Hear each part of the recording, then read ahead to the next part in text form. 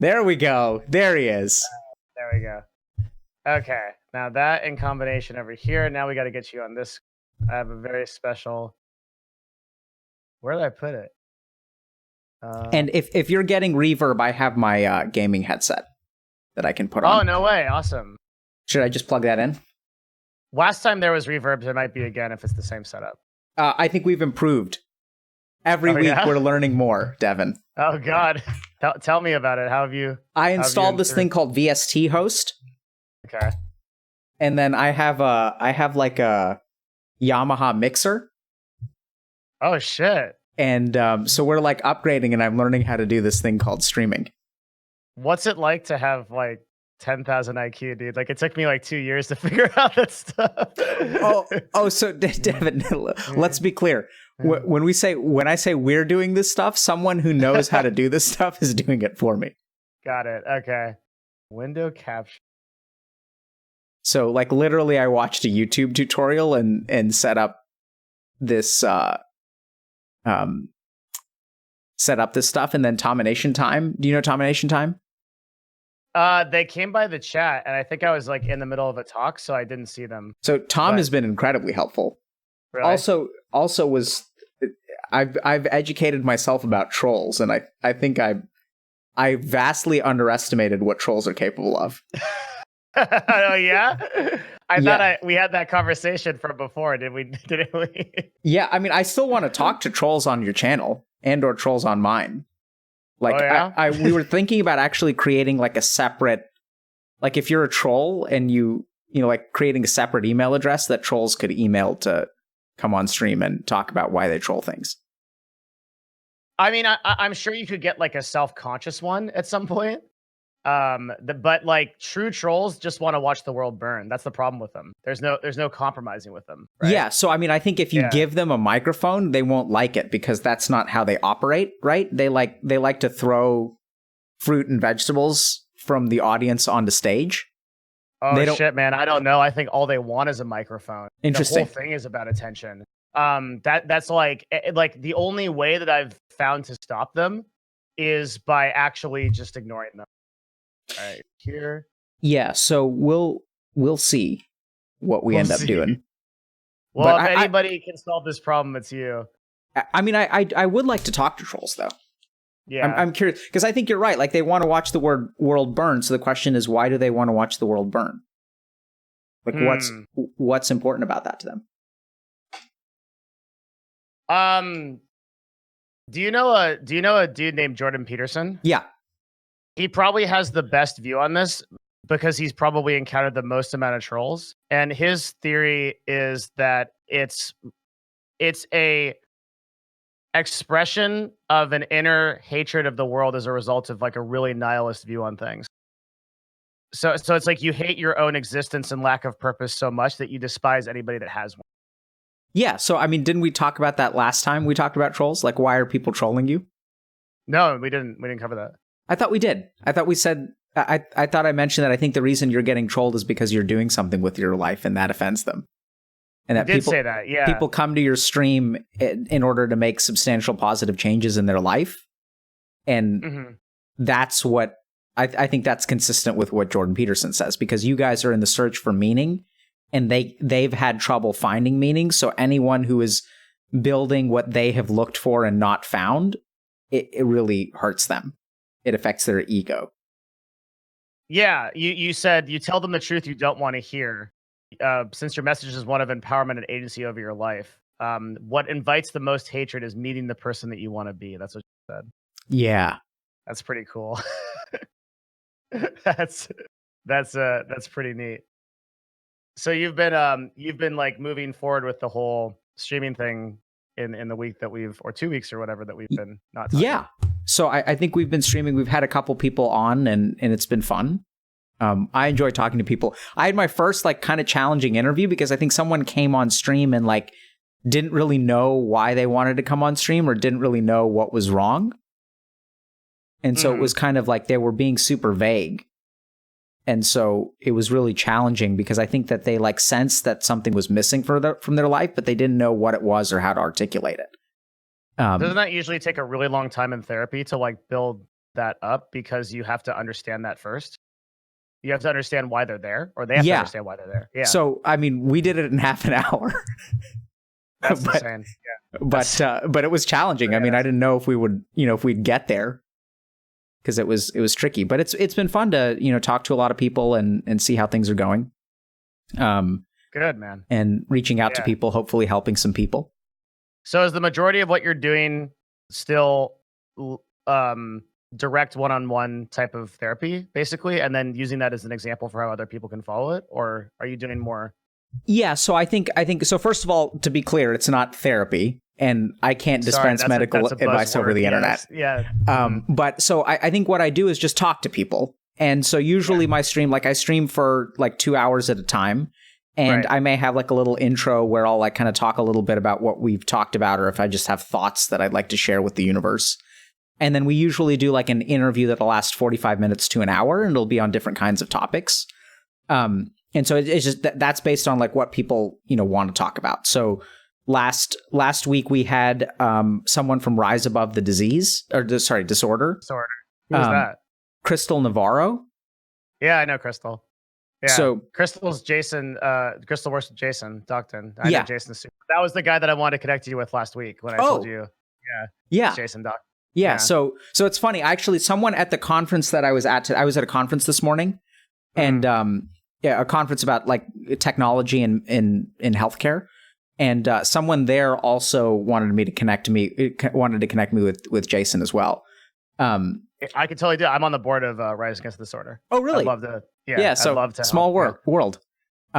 Totally. Yeah. Yeah. or just a small group of people that are interested in solving a really big problem. Yeah. Perfect. Yeah.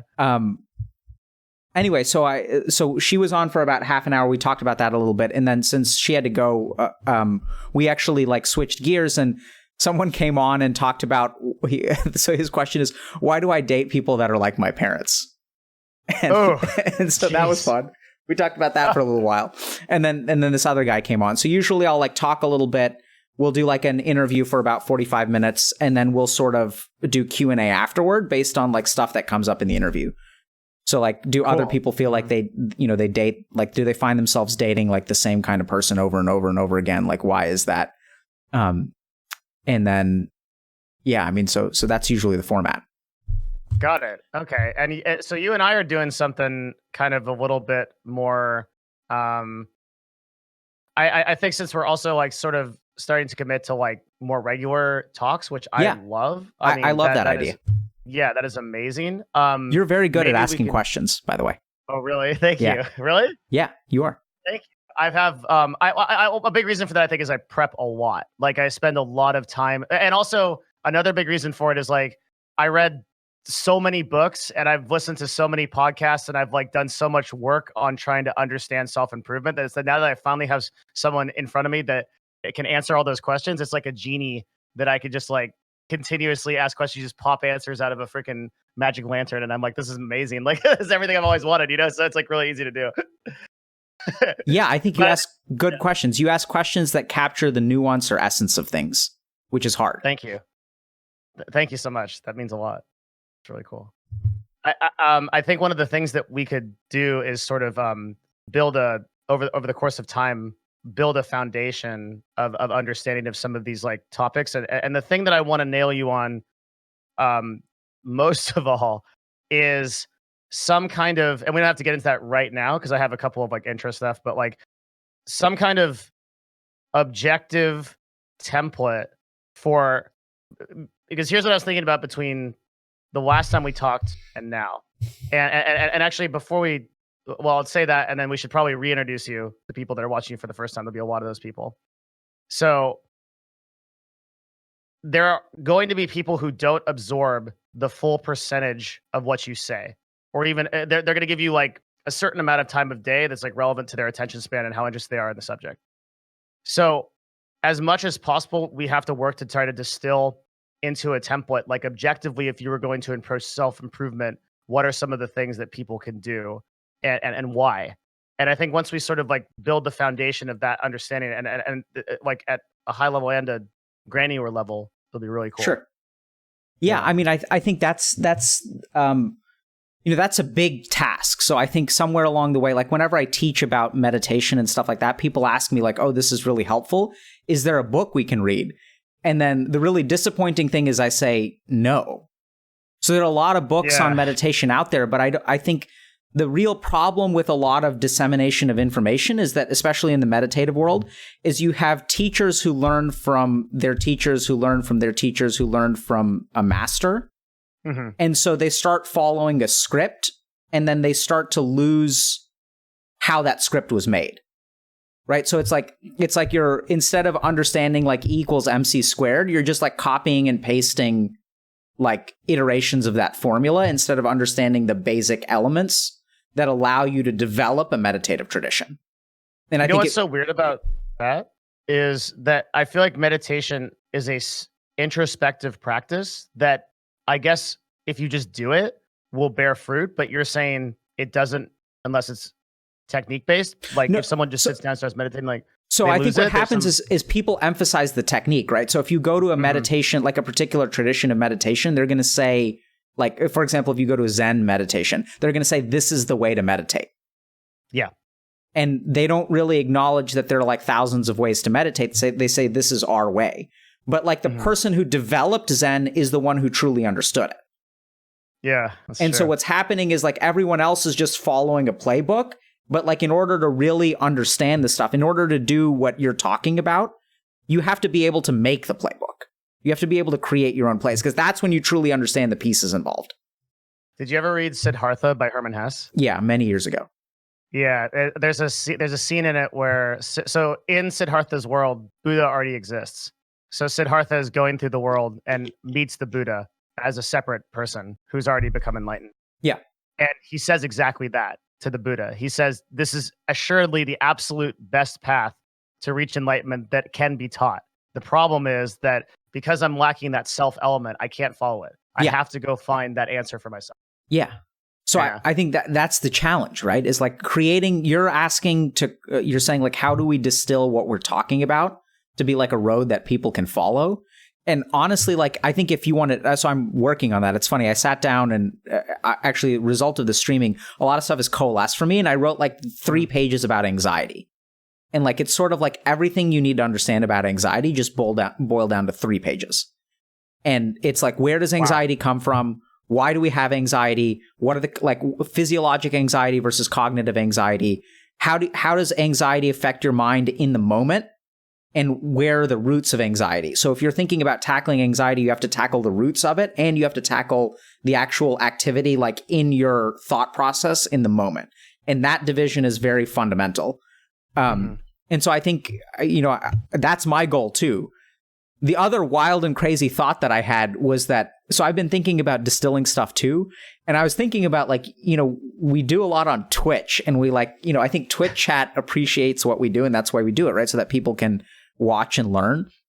But ultimately, there's a part of me that says that, you're never going to learn. Like what you want us to do, Devin, is not going to be possible through Twitch.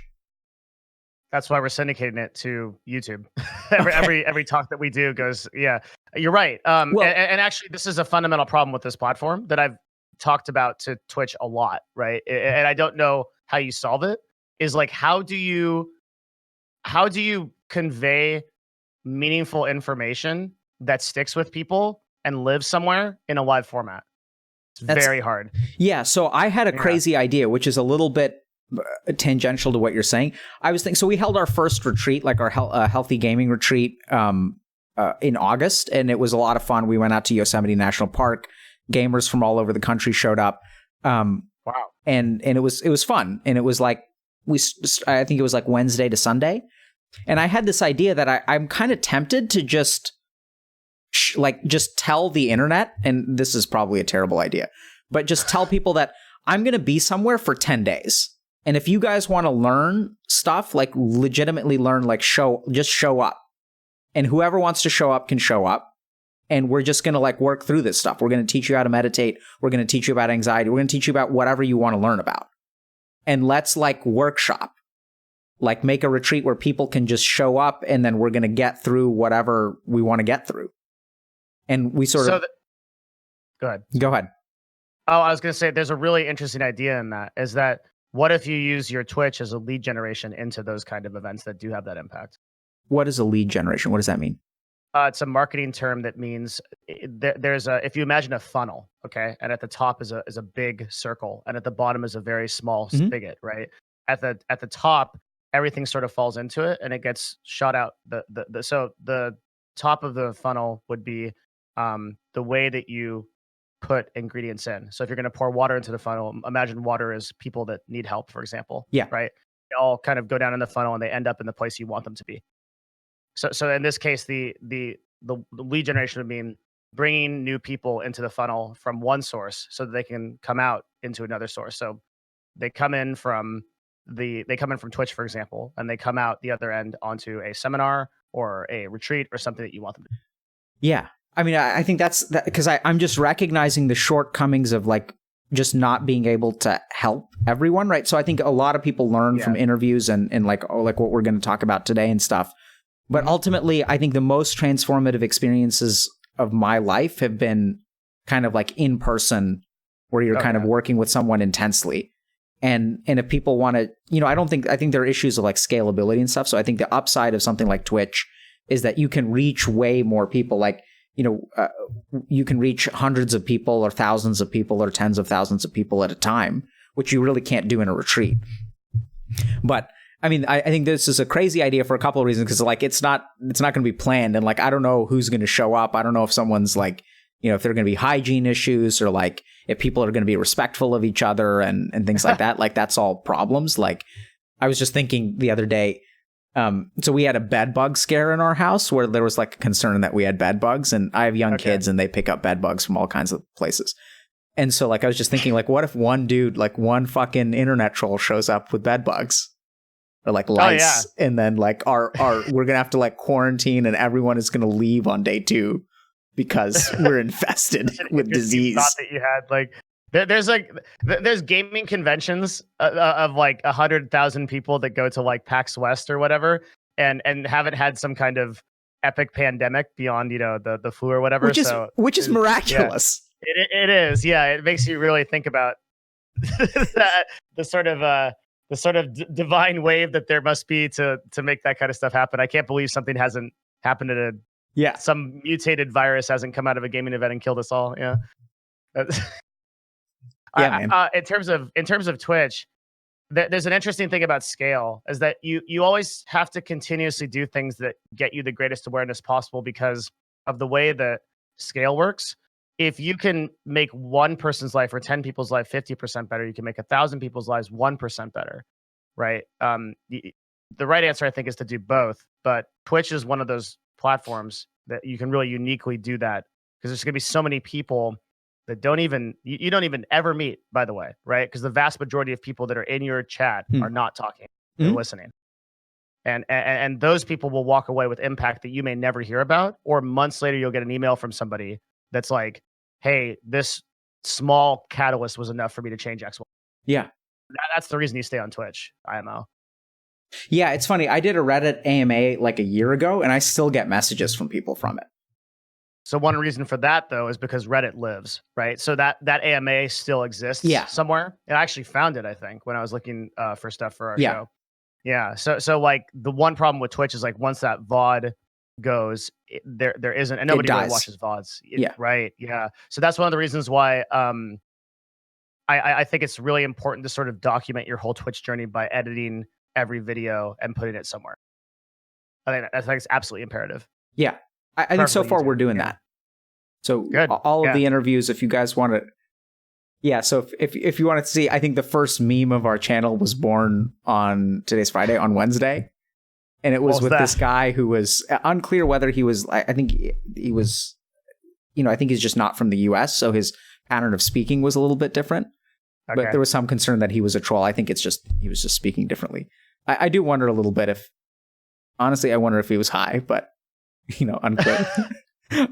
But I think it's just it's probably just a foreign accent and maybe a dick thought for me to have. But so I think we're trying to chop up videos, and so people can watch if there's like issues that are relevant to them. So we've talked about self-judgment, we've talked about We talked some about borderline personality disorder. We talked some about, how, like, what kind of patterns we get into when we date people.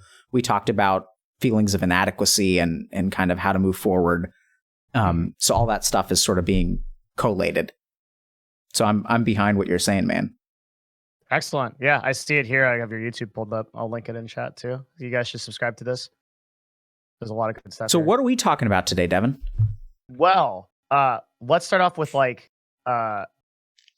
so people know from the title that you are a psychiatrist, but can you give like a short overview of who you are? So for people that are new. Sure. So like 60 seconds? Oh, however long you want. Okay. Yeah. So whatever you feel conveys the message. Sure. So my name is Alok Kanoja. I'm a psychiatrist. I practice in Boston, Massachusetts. My practice has like two pieces to it.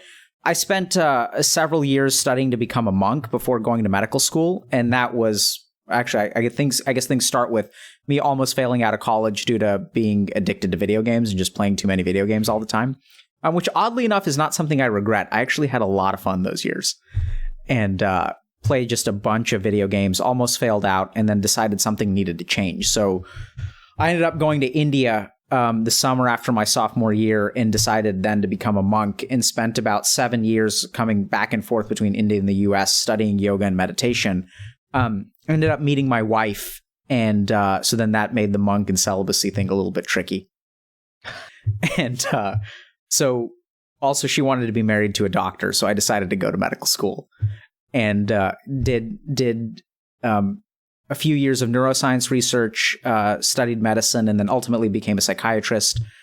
Trained up here in Boston, and now I still have a staff position at McLean Hospital, and I'm instructor in psychiatry at Harvard Medical School, which is where I trained. And most of what I do now in my practice is actually like holistic psychiatry. So I incorporate meditation, Eastern medicine, nutrition, different kinds of psychotherapy. And I do a lot of like performance enhancement sort of psychotherapy. So optimizing your performance. I work with a lot of investment bankers, entrepreneurs, CEOs, NFL athletes, and more recently, esports athletes. So that's been a lot of fun. And then on the other side, I've started working with gamers. So half of my time is spent just working with people who are, I want to say to start off with, like addicted to video games, but I think a lot of times there are other issues at play, like issues of confidence or issues of shame, not understanding like what emotions are going on, like not understanding their behaviors. Why is it that they can't do anything besides play video games? And the central question that I work with gamers on, and this I think is the biggest problem for gamers, is they're very analytically intelligent. And so they know what the right answer is. They just can't seem to do it. So what I really help gamers do is bridge the gap between like being able, like, because the funny thing is most people don't know what to do, but gamers know what to do. They just can't bring themselves to do it. And that's a lot of the work that I do now. And that's because at the end of the day, you know, as much as I enjoy working with my clients and like investment banking and stuff, I find that work engaging, but I actually don't care about investment banking as a field. Like I don't, you know, I care about gamers, and I'm a gamer and I like gamers and I like working with gamers. So that's who I am. That's what I do. So for me, the idea of breaching that gap, what we started to talk about last week, of intent versus manifesting action, is the most interesting thing, because it is absolutely my biggest problem for sure. So I have a personal connection to that. I guess where we could start is, how much do we understand right now about the brain and the control we have over it? Because I think when you look at neuroscience as a field, there's a lot of pop science, I think is what it's called, where like people write these sort of books about it. And it's like a 200-page thing that's like distilled from a couple of studies. And it ends up being a New York Times bestseller. And then everyone thinks that that's the way that you think about things, right? Yeah. And then there's other people that are trying to get a little bit deeper into it, like Daniel Kahneman, are Thinking Fast and Slow. But like, I don't feel like people really understand, and I don't understand what we actually know about how we can control this thing. Because after a little bit of that's our mind. Because after a little bit of like exportation of it, I've just realized how little I seem to have power over. Yeah, so I think if you want to understand your mind, you have to take a step back. And in a weird way, I think you're looking for answers in the wrong place. Okay. So let's remember that medicine is about populations, right? So the field of neuroscience tries to understand like different parts of the brain and tries to figure out, okay, the amygdala governs our fear and survival response. Our frontal lobes are the things that give us impulse control and allow us to plan and execute actions. But what medicine is focused on is not the individual. It's focused on like the common elements of humans. And I think the biggest challenge that people face is if you're looking for neuroscience to give you an answer into like how you can be a more productive human being, I think you're looking in the wrong place. Because neuroscience is about averages. Medicine is about averages. So let me just give you an example. So do you know how we came up with the 2,000 calories a day FDA recommendation? No. So in 1960 or 1950, there was something called the NHANES study, where basically like the Food and Drug Administration or Department of Public Health, I don't know, I think it was the FDA, sent out a survey to Americans and said, are you healthy and what do you eat over the course of a week? And then what they did is they took all the people that are healthy and they averaged what they ate and they broke it down into like calories, carbs, fat, and protein. And they said, okay, this is our recommendation. And it's 2,000 calories a day.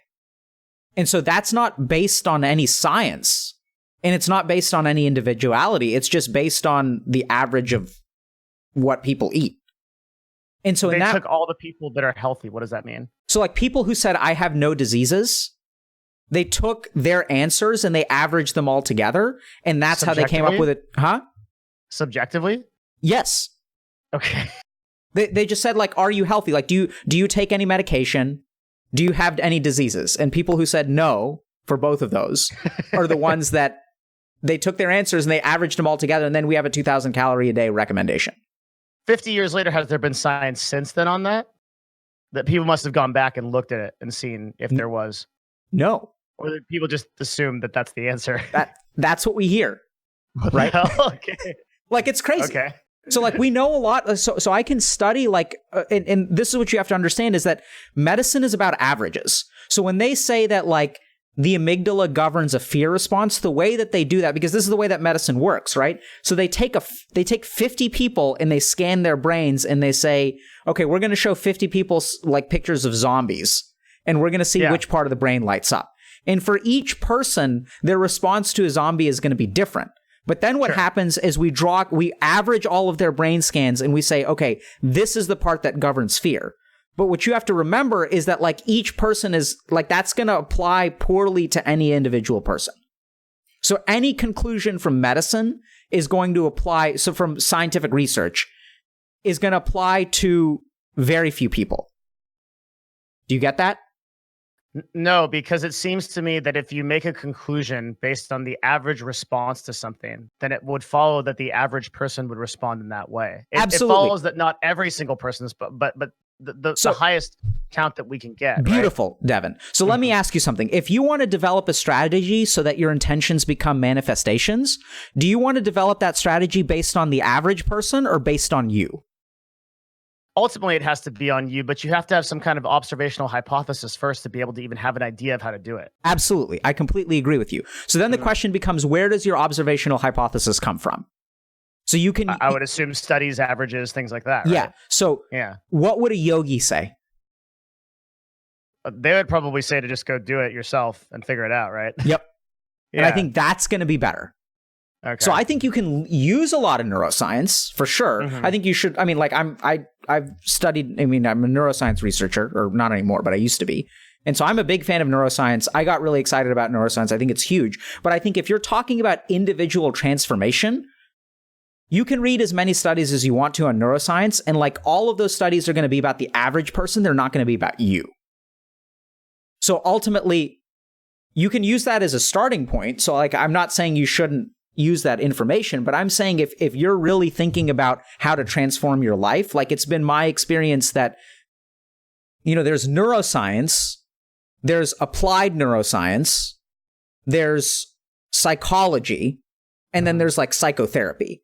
Like, do you see that spectrum that we're moving from like general knowledge to individual change? I do see that, especially with the advent of, I think, more Eastern practice in the West. The problem with the totally personal quest is that there is no sounding board for it. So what I mean by that is there's no way for me individually to tell how much control I have over myself, especially if I don't yet have control over myself. So the only way for me to do that is to go to studies or go to our understanding of science to help buffet that. Does that make sense? No, not at all. So let me challenge that. yeah, please. Yeah. So when you say that there's no sounding board, so let's say that you have an assumption that you have 50% control over yourself. Uh-huh. And then you go and you read a neuroscience study about motivation. Like, how is that going to help you figure out how much control you have over yourself? Like, how is that an effective sounding board? Because it's the only sounding board, because I have no idea what my potential is, right? So if I set out to complete 10 things, and then I complete 2 things, and then the next day I complete 4 things, the next day I complete no things, right? I have no idea what the hell is going on. But if there's a study that says, on average, human beings do 5 things at this level once they do these practices, I can use that as a sounding board to self-improve, right? I understand where your logic is. I just disagree with you, because I think that the whole problem here is that you're judging yourself based on the average person. And like, that's not a good way to judge yourself. But my argument would be there is no other way to judge yourself. Oh, sure there is. You can just judge yourself purely subjectively, right? So it's not, so like, do you stop at 5 because that's the average? Do you stop at 6 because that's the average? You're above average. You would stop when you got to your point, but okay, here, this might be a better way to say it. Okay, let's take something that's like more that's like less subjective, like mind stuff. Let's take something like physical. Okay, so we know that after like a certain amount of cardiovascular training, a human being can run a mile in a certain number of minutes, right? Okay. It helps to know that, because if you are doing something like an army PT test, where you need to create an average of people to perform at a fitness level that you know to accomplish certain tasks, right? Then what you do is you set up a series of studies to determine what that level of fitness is, and then you apply that across an average population. So maybe the best example to use when we're talking about averages is the army, right? So I completely agree, but so now you're talking about a different thing, because you're talking about a standard for a population. And I think if you want to use, saying is what medicine is. Yeah. So I think if you want to use a so if I let's talk about like how you become licensed to be a doctor. So I have my own individual barometer of like my understanding of medicine. Okay. And I don't think it matters how much more or less I know about medicine than the average person. Like, the important thing to me is whether I'm satisfied with my knowledge and whether my knowledge is sufficient to help the people that I want to help. Okay. Now, that's a personal journey. Now, if I want to be a practicing physician, I sure as hell want to know what I need to get on the licensing exams to get a license. Yeah. Right? So I agree with you there that if you're talking about, but in that moment, I'm not like an individual. I'm someone who's trying to hit a certain benchmark to become part of a population. Does that make sense? It makes sense. So my question would be, can you imagine a world where science actually goes into the mind enough that it disproves a concept like willpower, for example? I mean, I think if science disproves willpower, that's fine. I think that the challenge is that doesn't help the individual. So, do you think that understanding our limits helps? Understanding our limits, or understanding what are and are not our limits, would help an individual on their personal quest as to towards what we're talking about. So, are understanding our limits on a personal level or on a scientific level? On a scientific level. I mean, I think it helps. So I think this is where it kind of comes back to what you're saying about kind of hypothesis generation. So I think science is useful in terms of helping us sort of like start the process of self-exploration. Okay. Right? So I think so like it's useful to know, for example, from science. I think this is, but ultimately it comes down to the individual. I think it's useful to know, for example, that our frontal lobes and our amygdala have a reciprocal inhibition. What does that mean? So the frontal lobe is the part of our brain that allows us to do the things that we should do. It allows things like impulse control. It allows things like delaying gratification. Okay. And then we also know that the frontal lobe does a good job of shutting off our amygdala, which is in our limbic system, which is kind of our centers of negative emotion. We also know that our amygdala and limbic system, our centers of emotion, shut down the frontal lobe. So I think it's a useful mechanism to understand that, like, when I get emotional, my ability to delay gratification and control my impulses goes down. Mm-hmm. And it's also important to know that if I strengthen my frontal lobe, the better I get at delaying gratification, the less power emotions will have over me. There's a reciprocal inhibition. So both of them, each one has the ability to shut off the other. But I think in a simple way, like, you can study science to arrive at that conclusion. And then I can just ask you the simple question. Devin, when you're pissed off, do you make good decisions or bad decisions? Yeah, typically bad decisions, right? Right? And, like, ultimately, like, we needed 1,000 studies to teach us that lesson. Well, you might have needed 1,000. Someone probably needed 1,000 hours of meditation to ask that question. Absolutely. Yeah. Right. So I think that in my experience, so what I find is actually one of the biggest things that, and maybe I have a bias because of the people that I work with people who are highly motivated and highly successful. And one of the biggest problems that they have in terms of finding peace or happiness, and this is true of gamers too, is that they enter a comparative mindset. Yeah. And the big problem that I have with the spirit of what you're saying, like, I don't think we should abandon neuroscience. Like, I use it a lot. I use it every day. The problem is that when you set your standard, when you assume a standard that is external or comparative. Because if you set a standard and you say most people are able to achieve 5 tasks a day and you're able to achieve 2, like, how does that help you today? All it tells you is that you're doing a shitty job. Like, that doesn't actually, like, that's all it tells you. But if it tells you that you can do that, then it could give you the impetus to improve. I agree, but I think that in a weird way, I'm not sure that you can do that. Right? Because in this moment, I don't know that it's actually possible for you to do 5 tasks. Right. Like, I think you have to focus on doing 2 tasks tomorrow. So I think that the problem with setting an external standard for yourself is that, I mean, let's just think about it this way. So, you know, I look around and I see that all my friends are, I'm just thinking about myself, like, back in high school. I look around at all my friends and see that, like, they have girlfriends and I don't. And so I know it's theoretically possible for me to have a girlfriend, and I can try to work at it, but in a weird way, like, the way that I ended up actually getting a girlfriend has nothing to do with striving to get a girlfriend. That's true. Which doesn't mean that there isn't positive stuff that can come out of, like, striving to get a girlfriend, but I would argue that it's actually, like, damaging to strive for that. And most of the people that I work with, I'd say that if you want a girlfriend, actually don't try to get a girlfriend, just focus on yourself and become a better person, and you'll become, like, more attractive to other people. And oftentimes, as they make a comparison to others, they're looking for something that someone else has, which in turn blinds them to what they actually would benefit from. So it's damaging to strive for it because you're going after the wrong reasons for pursuing it versus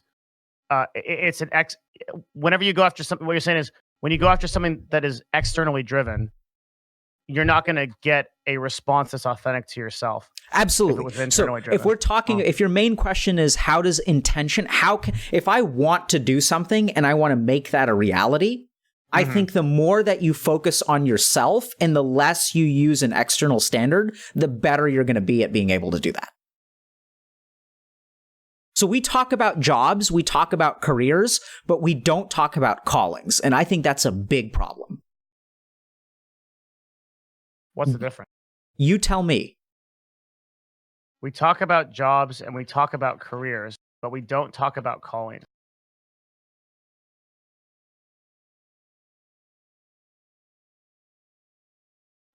I would say that maybe a calling in the way that you're describing it is... Devin, why do you stream? Why do I stream? Yeah. To make the greatest amount of positive impact on people. Is that a job? I'm a weird case because I don't need to do it because I do another job. But most people probably stream to make money or like as a job. Yeah, I don't do that as a job. Okay, so yeah, so case in point, right? Mm-hmm. So like that's something like do you when you stream, how do you feel about yourself? Usually pretty bad. Okay. Yeah. Why is that? Streaming is extremely difficult. It's really negative most of the time, and it requires like really long hours. And there's just a lot of negativity on the internet that gets to me. Okay. Yeah, so I sort of actually broadcast in spite of that, and I know like maybe the typical answer is supposed to be like, oh, like I feel so great, I feel like I'm achieving my calling and stuff. It's more like an obligation of something that I feel like I should do because I'm providing value, which is just like I have to be here to do that. So right? beautiful. It's not the wrong answer, Devin. It's the right answer. Oh, it's the okay. best answer. So now this is very, very important to understand. Most human beings, when they have an intention, what gets in the way is the negative feelings or negative outcomes. You get that? Yeah.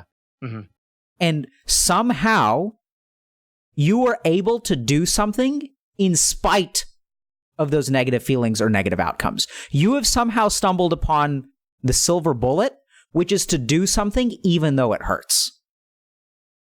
Yeah, but I feel like that just creates it perpetually sucks. Okay, like, so that we need to work on. Yeah, so we can work on that. So it sounds like that's what we're talking about today. But I just want you to like just pause and think about this for a second. You're able to like enter this shitstorm of streaming on a daily basis.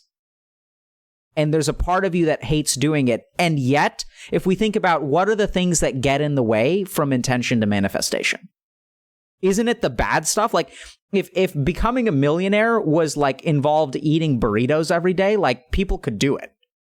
Like you could, if gaming and like eating sushi and traveling the world was what was necessary to become a millionaire, everyone could do it. The reason that becoming a millionaire is hard is because you have to do things that you don't like to do. And what I hear from you is that you're able to do things that are actually painful and difficult for you, but somehow you find the strength to get up every day and do it. Yeah, eventually. I'm never on time, but yeah, I eventually do. That's fine. Yeah. Right? So let's just think about this for a second. If we have a life where we're no longer restricted by pain, suffering, and negative emotions and negative feedback, and we can do things in spite of that, like imagine how much control you have over your life.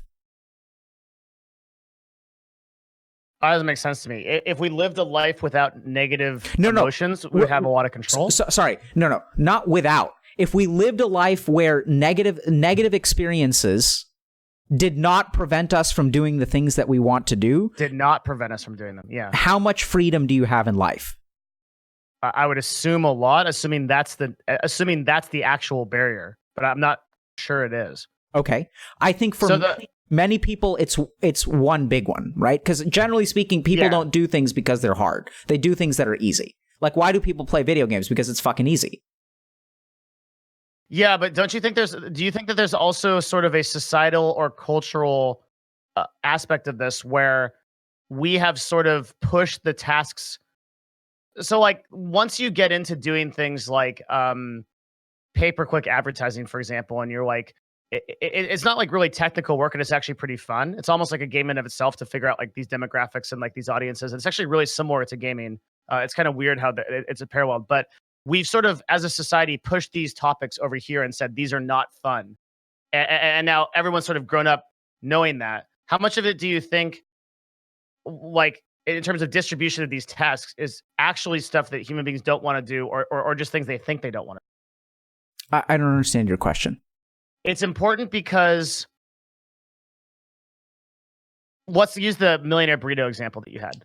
So you said if being a millionaire was easy and everyone just had to eat burritos to do it, they would do it. But what if society as a whole just like believed that burrito eating was really difficult, not fun, and disgusting? Okay. Like what I'm saying is this is a really hard concept. I'm not sure I'm going to get this right, but the tasks that move people to the top of hierarchies, they are difficult and uncommon,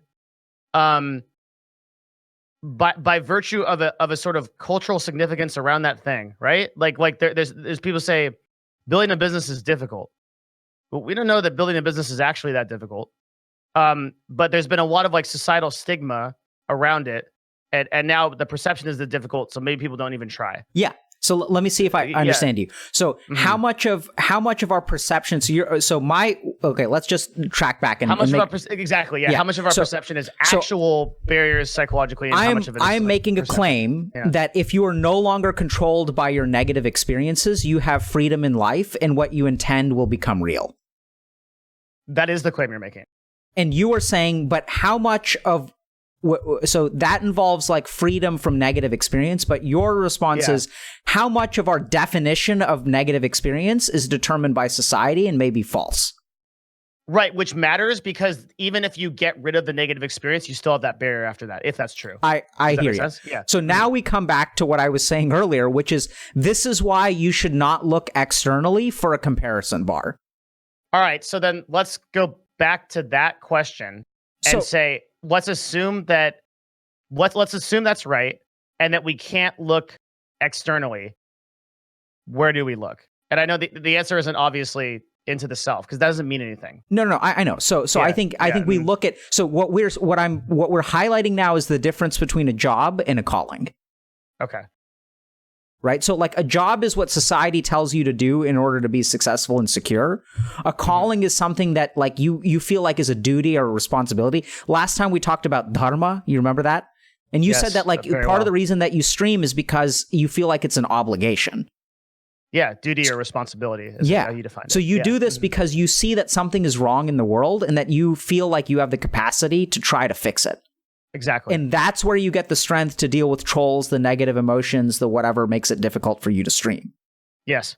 And you also say that, some people make premises like, oh, starting a business is hard. Whereas what you're telling me is that you actually really enjoy doing things that other people find to be boring or difficult, and you thrive off of that. Absolutely. And so I think what you're doing is exactly what I'm advocating, which is stop looking at what other people are doing and start to think a little bit about what is it that you enjoy. What is it that you want to do? What is the change that you want to see in the world? And then like take a stab at it. I mean, this is a fancy way of saying look in the self, but I think looking in the self is very difficult and it's like kind of directionless. Something that yoga hippies say. Like, so let's be scientists about it. So what does that actually mean? It means like thinking about what are the things. So this is, I think, if you want a concrete task. So here's one. What are the things that you can do despite them being difficult that you, like, oddly enough, other people are bitching and moaning about, but you're actually completely fine doing?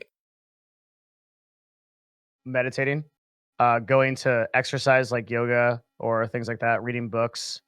These are things that come pretty easy to me personally, that are often like difficult things for other people. Yeah. So I think when for your listeners and my listeners and all of the listeners and everyone who's watching VODs, I think that's a question that they should ask themselves. So looking into yourself is a systematic process that involves a lot of different dimensions.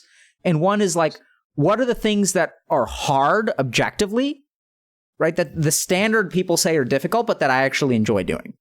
So what are things that come easy to me that seem hard for other people? Yeah. Yeah. And I think if you capitalize on that, if you understand that, if you try to build a life based on that, then you're not going to be like, even though things are objectively hard, they're not going to be like, you're going to be able to do it. You're going to be able to succeed. And Buddha did an amazing thing. He recognized that dukh means suffering, is different from pain. He said there are two layers of human like experience. There's emotions, which is like happiness, sadness, pain, grief, shame. And then there's this other layer, which is peace or suffering. So like, for example, 8 years ago, my dad passed away. Mm-hmm. And it was a really like awesome experience for me in a weird way because I felt a lot of negative emotion and I was at peace. It's a really bizarre thing because we tend to associate negative emotion with a lack of peace.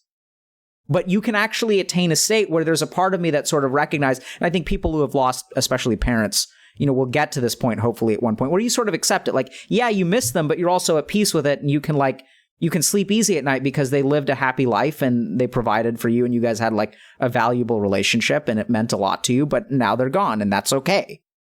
Right? That's peace. And you can have grief and peace at the same time. The Buddha described dukkha, I believe, as a sort of sense of uncomfortableness, right? A sort of sense of just like things. A lot of people mistranslate it as suffering, right?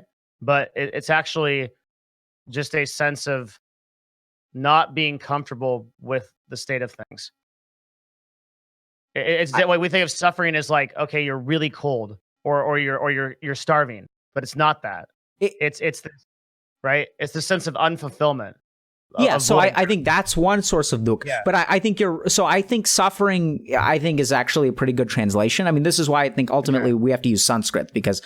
But what Buddha was saying, I think the reason that you say it's quote unquote mistranslated is because people equate suffering to physical or emotional pain. That's what I mean. Yeah. But that's the whole point I'm saying is that suffering in the way that Buddha talks about it is independent of those things. Yeah. Okay. So my first clinical experience teaching meditation was teaching meditation to cancer patients. And cancer patients have really bad pain. And we were doing a study where we wanted to teach cancer patients pain, and we wanted to say, okay, this is going to improve their pain. So we give them a questionnaire, and we say, like, okay, how bad is your pain today? And they scale up from 1 to 10. And so most people will say like 9 because our study's criteria was people who were very sick. And then they take that survey every day for a week, and they say it's basically 9 every day. Then we teach them meditation for a month or 2 months, and then we ask them, okay, now let's ask you what your pain is. And guess what their number is? I actually, the resume says is lower, isn't it? It's like 20% lower. It's like nope, 7 or 8. It's 9. It's still 9. It's still 9. So then we start scratching our heads. We start scratching our heads, and we're like, So like, did we not do this right? And we start talking to people. Maybe our study didn't succeed. And then when I talk to people, like there was one woman who like blew my mind. She said, "No, I think I loved it. I'm glad you guys taught me this. I find it incredibly helpful." And then I'm kind of scratching my head. I'm like, but if it's, you're saying it's incredibly helpful, but you're still in a lot of pain. Like, how does that work? And she says, after learning how to meditate, I can put a window between me and the pain. So the pain is still there. The actual pain, it reduces your response to it. Absolutely. Yeah. So she's more at peace. She feels more content. Now, this is the interesting thing. Her pain score is still a 9. What do you think happens to the amount of pain medication she uses? Does it lower? Absolutely. Really? To the tune of $363 a day. Oh my God. Because her ability to change her response to that pain is that significant? Absolutely. Do any of the mental factors around stress or anything increase as a result of that? Well, I don't understand the question. Okay, so if you're assuming that you have less pain medication, you're in more pain, would any kind of like stress increase or bad mental states increase as a result of that? Of not having pain medication? Yeah, because she's reducing her pain medication. So the stress doesn't go on the contrary. So it's because her stress level is better that she can tolerate higher levels of pain. And her overall mental state is actually way better because she's not like hopped up on pain meds. So she's not like slipping in and out of consciousness because she's like got a bunch of narcotics. I don't know why someone's buzzing. Hold on. Yeah, sure. Who is it? That's crazy. Give me just 1 second. Mm-hmm. Take your time. All right. That's a good chance to go to the bathroom real quick. Hopefully he'll figure that out.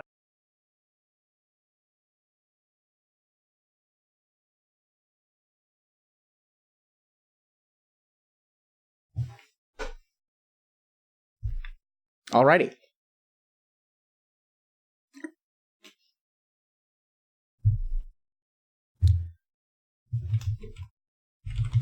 Hey, Tom. How are you?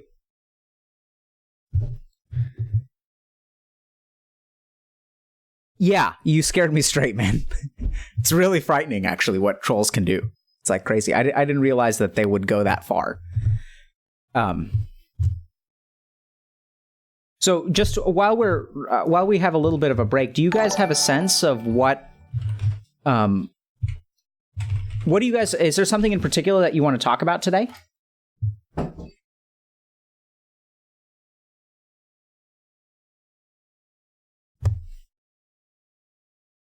Hello. Hey. All right. Okay. So, is that your wife? Yeah. Hello. Oh, Yes. it's nice to meet you Yes, over it the is. internet. Hello. Yeah, we're having I a was not lovely talk expecting right you. now. I was next. Okay. So we continuing with just Yes. Yeah. Okay. Let's do it. So we last left off with your study. Yeah. Yeah. Okay. So you've given these patients a meditation practice. Their pain is still the same. Their response to the pain is lessened, and also their stress levels have lessened. Yeah. And you equate that reduction of stress to the reason why their response to pain is better. So I mean, I don't like the word stress because I don't know exactly what you mean by that. But so if we look at it, so what it is their ability to tolerate. So let me put it this way: their ability to tolerate higher levels of pain improves. So their discomfort from the pain is better. Okay. Discomfort from the pain is better. Okay. So this goes back to what we were talking about, which is the separation of physical and emotional pain from what suffering actually is. Yeah. All right. And that's important because when we go pursue this self-improvement in ourselves, that's a critical thing we need to know. Well, I mean, I think it's just important to understand that, like, so a lot of people live like the puppet in their life is their negative experience. Sorry, the puppet master in their life, like they're puppets and they're controlled by their negative experiences. Right. So like a sense can of you define, like, when you say negative experience, do you mean past? Do you mean so I'll give you so like let's say that I'm in class and I have something that I think would be a valuable point to make, but I'm afraid of how I'm going to sound because I'm like self-conscious about my voice. So I'm embarrassed by it, and so then I don't speak. Right? So if we think about so in that way it's controlled your action. Yeah, so like anxiety controls people's lives. And so if you want to overcome anxiety, like there are a lot of different ways to do it, but if we're talking about like, you know, what, like when I want to do something in life, like what gets in the way? So I think anxiety is a great example of some kind of emotion or some kind of internal experience or some kind of like suffering that prevents me from doing the thing that I want to do. If I really like a girl and I want to ask her out, but I'm afraid she's going to say no, and I never end up asking her, and then I regret it for years, like, what is the thing that kept me from doing the thing that I really wanted to do? It's the fear of rejection, right? It's the lack of self-confidence. And so Yeah, go for it. It just makes no sense to me. Why does the brain do this where it'll offer you like an initial fear of rejection, and let's put on a scale of 1 to 100, that's like a 1 in a negative experience. But the fucking experience of 40 years of regret of not asking that girl out is like so much infinitely worse. Why does the brain preload you? Why do we preload ourselves? Better question, to that narrative. Where's the cost versus benefit in that? Like, so I think there are a lot of things that the brain does that seem like they're mistakes to us, but we have to understand that the brain is not stupid. The brain is just operating under a different set of like values. So the brain's priorities are just different from what we want them to be. Okay. Right? So like this is where, so for example, this is something that I was explaining to people earlier. Anxiety is not real. I mean, it's an illness, but when I really stop and think about it, what I realized one day is that anxiety is a learned behavior. So like anxiety is not like, sure, it causes people a lot of suffering, but anxiety is generally speaking something that people learn at some point that's a protective mechanism. So if you have a kid who gets bullied in school, they learn early on that like, when you have like a 6-year-old who's getting bullied, there's a part of their brain. So I want you to just envision this scenario. So there's a kid on the playground. He's 6 years old and he's being made fun of by like half a dozen kids. Okay. And the kids are sort of in a semicircle or even like full circle, and he's being surrounded. Yeah. And they're making fun of him, right? So that's something that I definitely experienced when I was a kid. I think a lot of gamers go through something like that. What do you think is happening? What is that person's brain teaching them in that moment? That any kind of self-expression to lead to this kind of scenario is bad? Sure. So then let's say 15 minutes, the bullies get bored and they move on. And then how does the kid feel? Horrible, right? Like I never want to do that again. I never want to do that again. But they also feel relief. Oh, now that it's over. Now that it's over, right? And so the brain teaches them something very simple, which is that when there are a bunch of people looking at me, I'm in danger. Do you see that? Yeah, one of the ways I heard this said was in reference to agoraphobia. So the example was like somebody has like a bad feeling or something bad happens in like a public place, like a mall, and now the mall then becomes the associate, and then they go home and they feel better. So the mall becomes that place of like negativity. They never go back there. The home is the place that's secure, right? It's Absolutely, the same type of thing. Same thing. Yeah. Okay. So do you want to just tell people what agoraphobia is? The fear of like public places or like social events or things like that. Absolutely. Yeah. Mm-hmm. So what happens is like so the brain from a very primitive point, like early on in development, right? When like all the Play-Doh is still soft before it starts to like harden. And so a lot of stuff that happens very early on is very impactful for our programming for the rest of life. Like things like learning how to walk and the capacity to learn language. So our brain is really laying down very, very important foundation when we're young. And so when this kid is very young, he learns a very simple thing, which is that when I'm being looked at, I'm in danger. And as long as no one sees me, I'm fine. And so the next day he goes to school, and I mean, if this is what happened to me, is like I was smart, right? So like I knew the right answer, and the teacher would call on me. Everyone's looking at me, and I'd give the right answer. What do you think would happen at recess after I gave the right answer? Would people actually make fun of you? Yeah. Or come right? at you Because again? the stupid kids who were larger than I was didn't know the right answer. So they'd call me smarty pants or teacher's pet or whatever. And so then my brain is learning even more. It's like, okay, if I open my mouth even in a relatively safe place, like I'm going to pay for it later. Yeah. So then what happens is I end up with something called social anxiety, which is that like I can be out at a restaurant with people that I don't know. And even though no one has bullied me for years, that programming has gotten laid down that like when everyone is looking for me, like I'm in danger. And if you ask someone about social anxiety, they'll tell you, they're like, I know these thoughts are crazy, but when I'm at a dinner table with 6 people that I've never met and I open my mouth, my heart starts racing. That's a danger response. That's a physiologic response. Right. They can't help themselves. That's their brain, quote unquote, doing that to them. And this is where we kind of say, like, why does the brain do stupid shit to us? And it's because that's just what the brain knows how to do. Like, it doesn't understand. It's trying to protect you. So this is something. Go ahead. Well, I have a really important distinction that's going to be, I think, a super hard answer. But when you say this leads back to the brain's priorities are different from what we want them to be, who's we? Because if this is all made up into the brain, we're some outside force that's opposing this, obviously, since we have the consciousness to do so, right? Like there's one part of you that's saying, I don't want to be socially anxious. There's another part that is, it seems almost coded in. It's absolutely coded. So I guess like the example of like an actualized person, maybe they might actually have that response at a dinner table, but then the awareness comes in. They say, okay, here's this response. I'm going anyway, right? What is creating that opposition? Yeah, so this is where, okay, so like, it's a good question. That's some crazy shit, right? There's like a more scientific answer and there's a less scientific answer. So the more scientific answer is something that people call the observing self. So there is a part of you that is able to, in a detached way, like notice things about yourself and like observe things kind of objectively. Mm-hmm. So this is the part of you that allows you to reflect on your thought process. So the observer and the observed are two different things.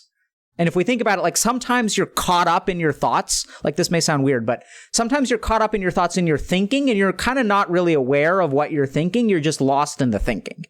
Yes. Right? Yeah. And then there are other times where you can actually notice your thought. So there is something outside of your thinking mind that is noticing what the thoughts are. And you may have, that may cause thoughts to arise, but there's some amount of like self-reflective capacity. Okay.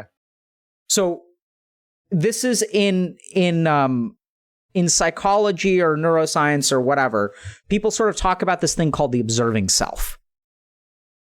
Now, on a far deeper level, like, so people have just made the observation that, oh, I have the capacity to like understand something about what I do. What I do, yeah. Yeah. Mm-hmm. Or what I think. And what the yogis actually, they went they went one step further, and they actually tunneled down and explored the depth of the mind. And what they realized is there is some part of us that they call the Atman, which is more loosely translated as soul. The self. Yeah. Or consciousness. Mm-hmm. And the consciousness is separate from the mind. The mind is a thinking machine, but that consciousness is separate. And that the purest form of consciousness is like something that's divine. And when we like become pure consciousness, then we're enlightened. When you're kind of completely free from the mind. And so this may be kind of a weird thing that people have trouble understanding. So we can go through a quick exercise where I can kind of lay it out for you.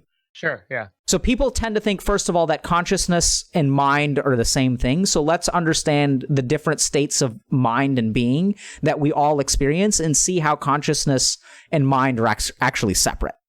Mm-hmm. So the first thing is, what are we do? Like, so right now, Devin, is your consciousness active? Yes or no? Yes. Yes. And is your mind active? Yes. Okay. So the other way to put this is, are you aware? Yes or no? I am. These are really difficult words because they can mean a lot of things. No, just answer the question simply. Are you aware, Devin? I think so. Yeah, yes. The answer is yes. Don't worry. So we got to step away from fucking philosophy, okay? Like, yeah, some weird shit. Yeah. No, just all of that stuff. So the yogis didn't care about like, oh, like, are we in the matrix? Are we not in the matrix? Yeah. Like, just forget. Yeah. Just like, are you aware right now? Like, you're aware. Yeah, I'm aware of myself. And are you having thoughts? I am. Okay. So now let's think about what is the state of mind where we don't have consciousness and we have no thoughts? What is the state of mind where we do have consciousness? No. So first, actually, let me take a step back. So your state of mind right now, we're going to call wakefulness. Okay? Okay. This is wakefulness. So what state of mind has no consciousness and no thoughts? Sleep. Absolutely. Easy. Yeah. Right? No consciousness, no thoughts. Now, what is the state of mind of dreaming? What are there thoughts? Do we know that? Huh? Do we know that? Yes. Do you have thoughts? Yes or no? In dreaming? This is really hard, man. Like, no, it's not. Is a dream considered a thought? What do you think? I don't think so. So do you have thoughts when you dream? You can think while dreaming. Yes. So the mind is active in a dream, right? Yeah. Are you conscious in a dream? Sometimes, but not always. Not usually. Yeah, not usually. Right? Mm-hmm. So now we have, and then we also have something called a daydream. Why do we call it a daydream? What is daydreaming? Are you aware in a daydream? You're awake. Not usually? Absolutely. Yeah. Mm-hmm. Do you have thoughts in a daydream? Yes. Absolutely, right? So now we have when consciousness plus thinking is wakefulness. No consciousness, no thinking is sleep. And then we fucking human beings, we understand this stuff so well that we came up with a word that describes the other. And then we have dreaming, which is no consciousness with thoughts. And then we have daydreaming, which is no consciousness with thoughts. So do you see that, like, even between sleep and wake, we have found a common state of mind and we use the same word to describe it. Daydream versus dream. Yes. Because human beings intuitively understand that I'm lost in my thoughts and I'm kind of not aware of what's going on. Yes, they do intuitively understand. So now we're filling out a 2x2 table, right? You get that? Yep. Yeah, I do. And so then now the question becomes, what is consciousness without thought? It's meditation. Absolutely. Yeah. There it is. Yeah. So when people ask me what is meditation, that's it. That is meditation. That's super cool. Okay. I totally get that. Meditation is consciousness without thought. Yep. Now you've heard that phrase 1,000 times before. But like we don't, but not in context. But we don't understand, we don't explain what that means. And it's actually like it's mind-blowingly simple. Yeah, it is. You can teach this stuff. You can ask a 6-year-old these questions and they'll give you the right answers. The 6-year-old will give me more confident answers than you will because you fucking read too many books. That's true. That's the whole Zen practice of yeah, and you know what happens so now, Devin, we're going to come full circle. So what's the difference between a 6-year-old answering these questions and you? I've read too many books. Right? Yeah. So what is that? That's relying on an external standard. Wait. Run that by me again. How do you mean? So you remember how we were talking about like using science as a comparison, like using an objective standard? You've read so many books that you have all these objective standards that are actually interfering with what you actually know. I have objective standards that are interfering with what I actually know. Yeah. Right? Because you've spent so much time studying science and studying things outside of yourself that they're now interfering with your ability to even tell what's going on within you. I am losing you at your connection now. Losing, like, you're losing... Like, no, internet. Yeah, like physical internet problem. Hold on. Yeah, give it just a sec. Okay. Are we better now? Yeah, I think we just had a short. So can you repeat what you last said? Yeah, so like the difference between the 6-year-old and you is like, remember how you were saying, how do you know what standard to set yourself against unless you look at something objective and external? Right? You were saying like, how do you know like what you should strive for unless you look outside? So the difference between you and the 6-year-old is you've read a bunch of books. Yeah. So you have a lot of external standards in your mind that are actually, you have to like dismantle to get to your actual experience. Like when I ask you, are you aware? A 6-year-old is going to say, yeah. Whereas you're like, well, what is awareness? Like, are any of us aware? You're saying I basically fucked up my whole life because I read 700 self-improvement books and now I have to work through all that shit because I to get back to where I started? Yes. Right? And so Devin, now you understand now you're ready to understand what Leonardo da Vinci said. It took me my entire life to paint like a child. It took me my entire life to paint like a child. Now you get it. That's what he was saying. You cut out. That's who was saying. Leonardo da Vinci. That's what he said? Yeah. So, okay. But all this presupposes that you have all the answers inside you. Like, where do we come to with that? That seems like a weird, like, meme, like yogi thing, right? Like, so are you saying that there literally is no value in external? No. I think there's immense value in external stuff. There's immense value. It's just then what's the dichotomy? I don't understand. Like what's the dichotomy? Because like it's like on one hand I have to forget every Tony Robbins speech I've ever heard to become enlightened, right? Like, but on the other hand, I have to like there's some value in it. I don't like where's so so I'm gonna share a story with you, okay? So like this is where like I can try to explain it in a couple ways. I'm just gonna share a story, see if this resonates. So have you ever heard the story of how Buddha became enlightened? Oh yeah.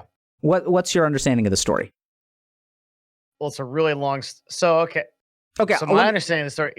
Let me just tell my version. Okay, sure. He's like, how much do you want? Buddha was doing a lot of strict asceticism. So he had studied with a lot of teachers and he was like doing the really hardcore meditation stuff because he wanted to be enlightened. He was like, I'm going to starve myself. So he did a lot of intense fasting.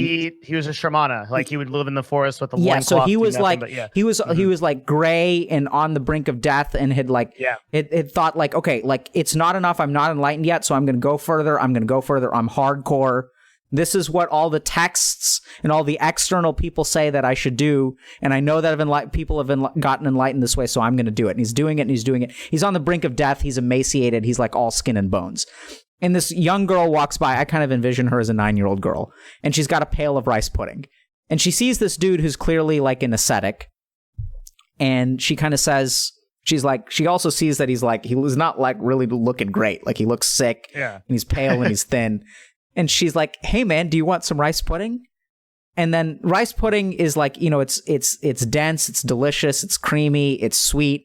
It's a dessert. And like here Buddha is like, he's not even eating like crusts of bread. He's like depriving himself of water. And he like looks at her and he's like, you know what? Yes, I do. And then he eats the rice pudding and he's like, you know what? This shit is fucking delicious. And then he's like, why the hell have I been doing this whole time? He's like, how can something so simple and so pure that I enjoy so much, like how can the road to enlightenment like mean avoiding this or giving this up? And then in that moment, he says, fuck it, this is all stupid. all of this strict asceticism, everything that I've done, it just doesn't work. It's stupid. There's just no way to become enlightened. It's all false. And then he's like, I'm just gonna, like, that's it. I'm done. And then Sorry, he goes, I'm losing you again. oh, fuck. Internet. I'm hitting the climax. Can you hear me? I've totally lost him now. Uh-oh. I see you. Him. Oh, God. I think hold on, his internet might have gone out. Why is, uh-oh. There. Okay. Oh, God. Let me try to change the server of the call, because, like... My internet seems to be okay. I don't know why. Yours is? Yeah, let me see if my stream is... My stream is fine. It's probably Discord. Hold on. So, Tom is saying hit Control-Shift-Escape. What? Oh, people are saying Discord does this a lot. It does. Yeah. Yeah, my CPU is like at 20%. I don't think it's my CPU. But I'll leave it open. We'll just keep an eye on it. Can you Can you change the server of a Discord call? Is that actually possible? I don't know. But people are saying such spiritual conversation that the bandwidth can't handle. It's true. Yeah. Top right. Okay. Oh, you can. This is why. Yeah. Hang on. We just got to toss ourselves onto a better server. Thank you. The conversation is going into another dimension. So, all right. Okay. Everything else. Okay. That better? Well, this should hopefully be better. And if it's not, we'll change it. Okay. All right. Okay. So the Buddha has rice pudding, and he goes, "Why the hell have I ever? Why was I?" He's like, "This is stupid. Like I've deprived myself of all of this stuff. This is such a pure and simple joy. Like all these people are idiots. I've tried it. It doesn't work." He says, "Fuck it," and then he goes and sits under a peepal tree and gets enlightened. 40 days later, yeah, right. Like, huh? Well, he goes and sits under a Bodhi tree, and it takes him 40 days. I don't know. Well, I thought he didn't eat also during that. I don't know. Okay. Okay. So the point being that there is actually an answer to why he didn't have the rice pudding, right? It's that separation from that desire was what was supposed to spark that enlightenment in the first place. I'm sorry. Can you say that again? Yeah. It's so the whole reason he set out to do all the stuff that a Shramana does, which is like basically try to destroy themselves, is to get away from desire, to get away from that attachment, so that you reach a point where you're not dependent on those things and you're free from them. That was the whole point of going through all that suffering. That was the whole point. And then what he oh shit, I'm cutting out now. And what he realizes is that I wonder if I should just bump up my internet connection. We're on Central. We're gonna change servers again too. Yeah, we'll try to go. You're on the West Coast? I am. Yeah, but I had you on East, and that was working okay. We'll try that. That might be better for you. Yeah. Okay. Thank you. Okay. Yeah. So I think that, so that's the crazy thing about enlightenment is that, like, you know, you conquer all of the desires except for the desire of enlightenment. And it's the desire for enlightenment that causes you to get rid of everything else. But ultimately, that's a desire that has to be given up too. I see. Mm-hmm. And that's what was holding Buddha back. Was that he still desired to become enlightened? Yeah. So when he says, "Fuck it, I'm done," that's when it happens. But that's because he already did all the other work, isn't it? Technically, if you really look at Zen traditions, no. So remember that enlightenment is binary. It's not. Yeah, it's on or off. Yeah. Right. So what you did before that moment, it's not like he got 50% of the way there. So that's why, like, when you look at Zen masters, like, you know what they do when they become enlightened? What? They laugh. Because they realize the futility of everything they've been doing. I see. Yeah, Alan Watts has a really good segment on this where he talks about exactly this, that, like, there's a way that Zen masters trick their students, right? They have a sort of, in the beginning, like, you go in and you say, "I really want to learn how to become enlightened and you can teach me." And then the Zen master says, "No, I can't teach you. I have nothing to teach you." And the student says, "No, I know that you have something to teach me because there are all these people hanging around and they are trying to learn from you." And the master goes, "No, I didn't ask them to be here. They're just hanging out and I can't get them to leave." and like the master kind of convinces you that there really is nothing to teach, and that is the answer. But that doesn't become self-apparent until you spend years in the ashram, because you haven't actually internalized that. You finally reach the end of it, and you get there, and you're like, oh my God, that old bastard was right. There really was nothing for me to know. Yeah. And so now, Devin, we come back to you, my friend. Yeah. What's the value of 700 books? I have to feel like it had some value, but maybe that's my ego trying to defend the amount of investment of time that I had. No. It does have some value. You have to spend a lot of time reading those books to recognize how useless they are. Oh, I totally understand that. Okay, there we go. I completely understand that. Chat, I'm still having a massive difficulty with you cutting out. I think one way we could do this is I can send you a Zoom meeting. Okay. And then you literally just click that, and then we switch over to that, because Discord right now seems to be, well, now it's better, but it seems to be going in and out. We'll do that next call, no matter what. Okay. I'll just get you set up on that. It's way better. Okay.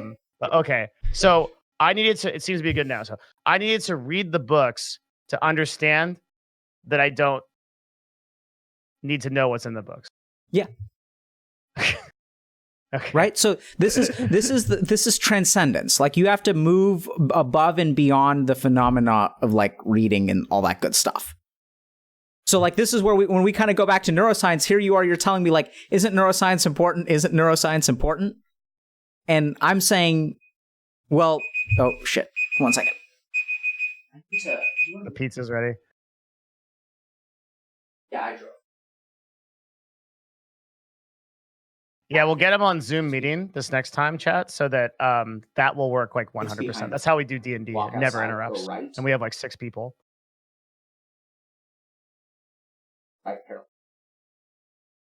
It's Discord because like we know, because when we switch servers, it changes.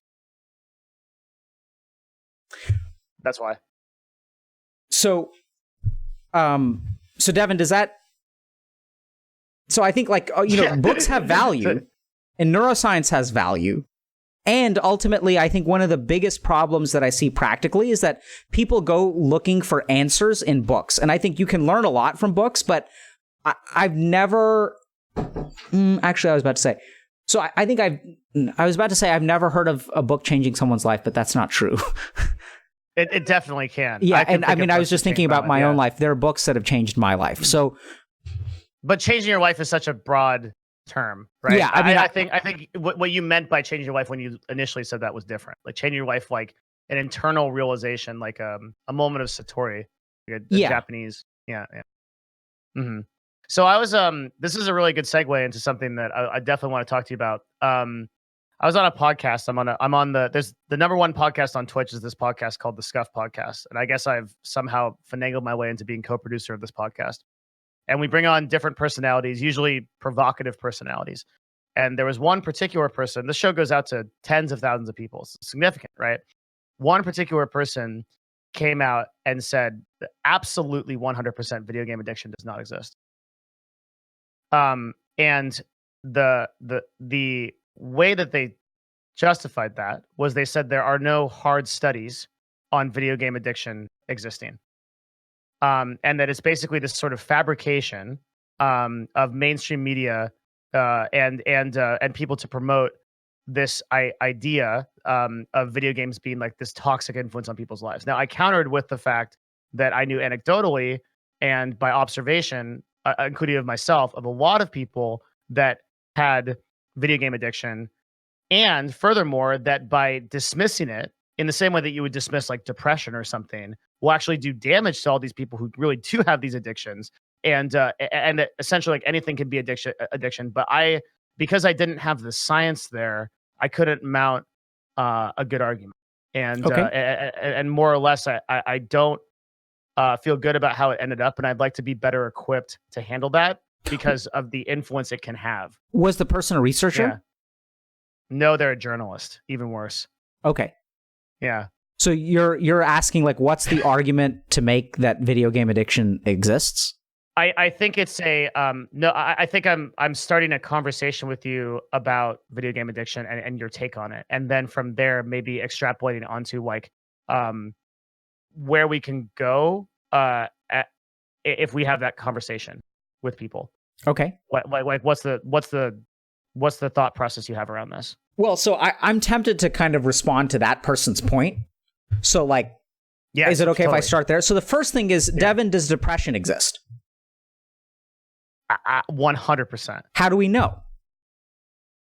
Well, we know through a combination of observation, but also a lot of very concrete studies that show beautiful chemical differences in the brain. Yeah, as a result of serotonin loss and dopamine. Yeah. Nope. That's not what the studies show. It's not what the studies show. Well, what they show. So now we have to understand a little bit about how psychiatric diagnoses are made. Okay. So a millennia ago, not really a millennia ago, there was a group that came up with this book called the DSM, which is the Diagnostic and Statistics Manual. Yeah.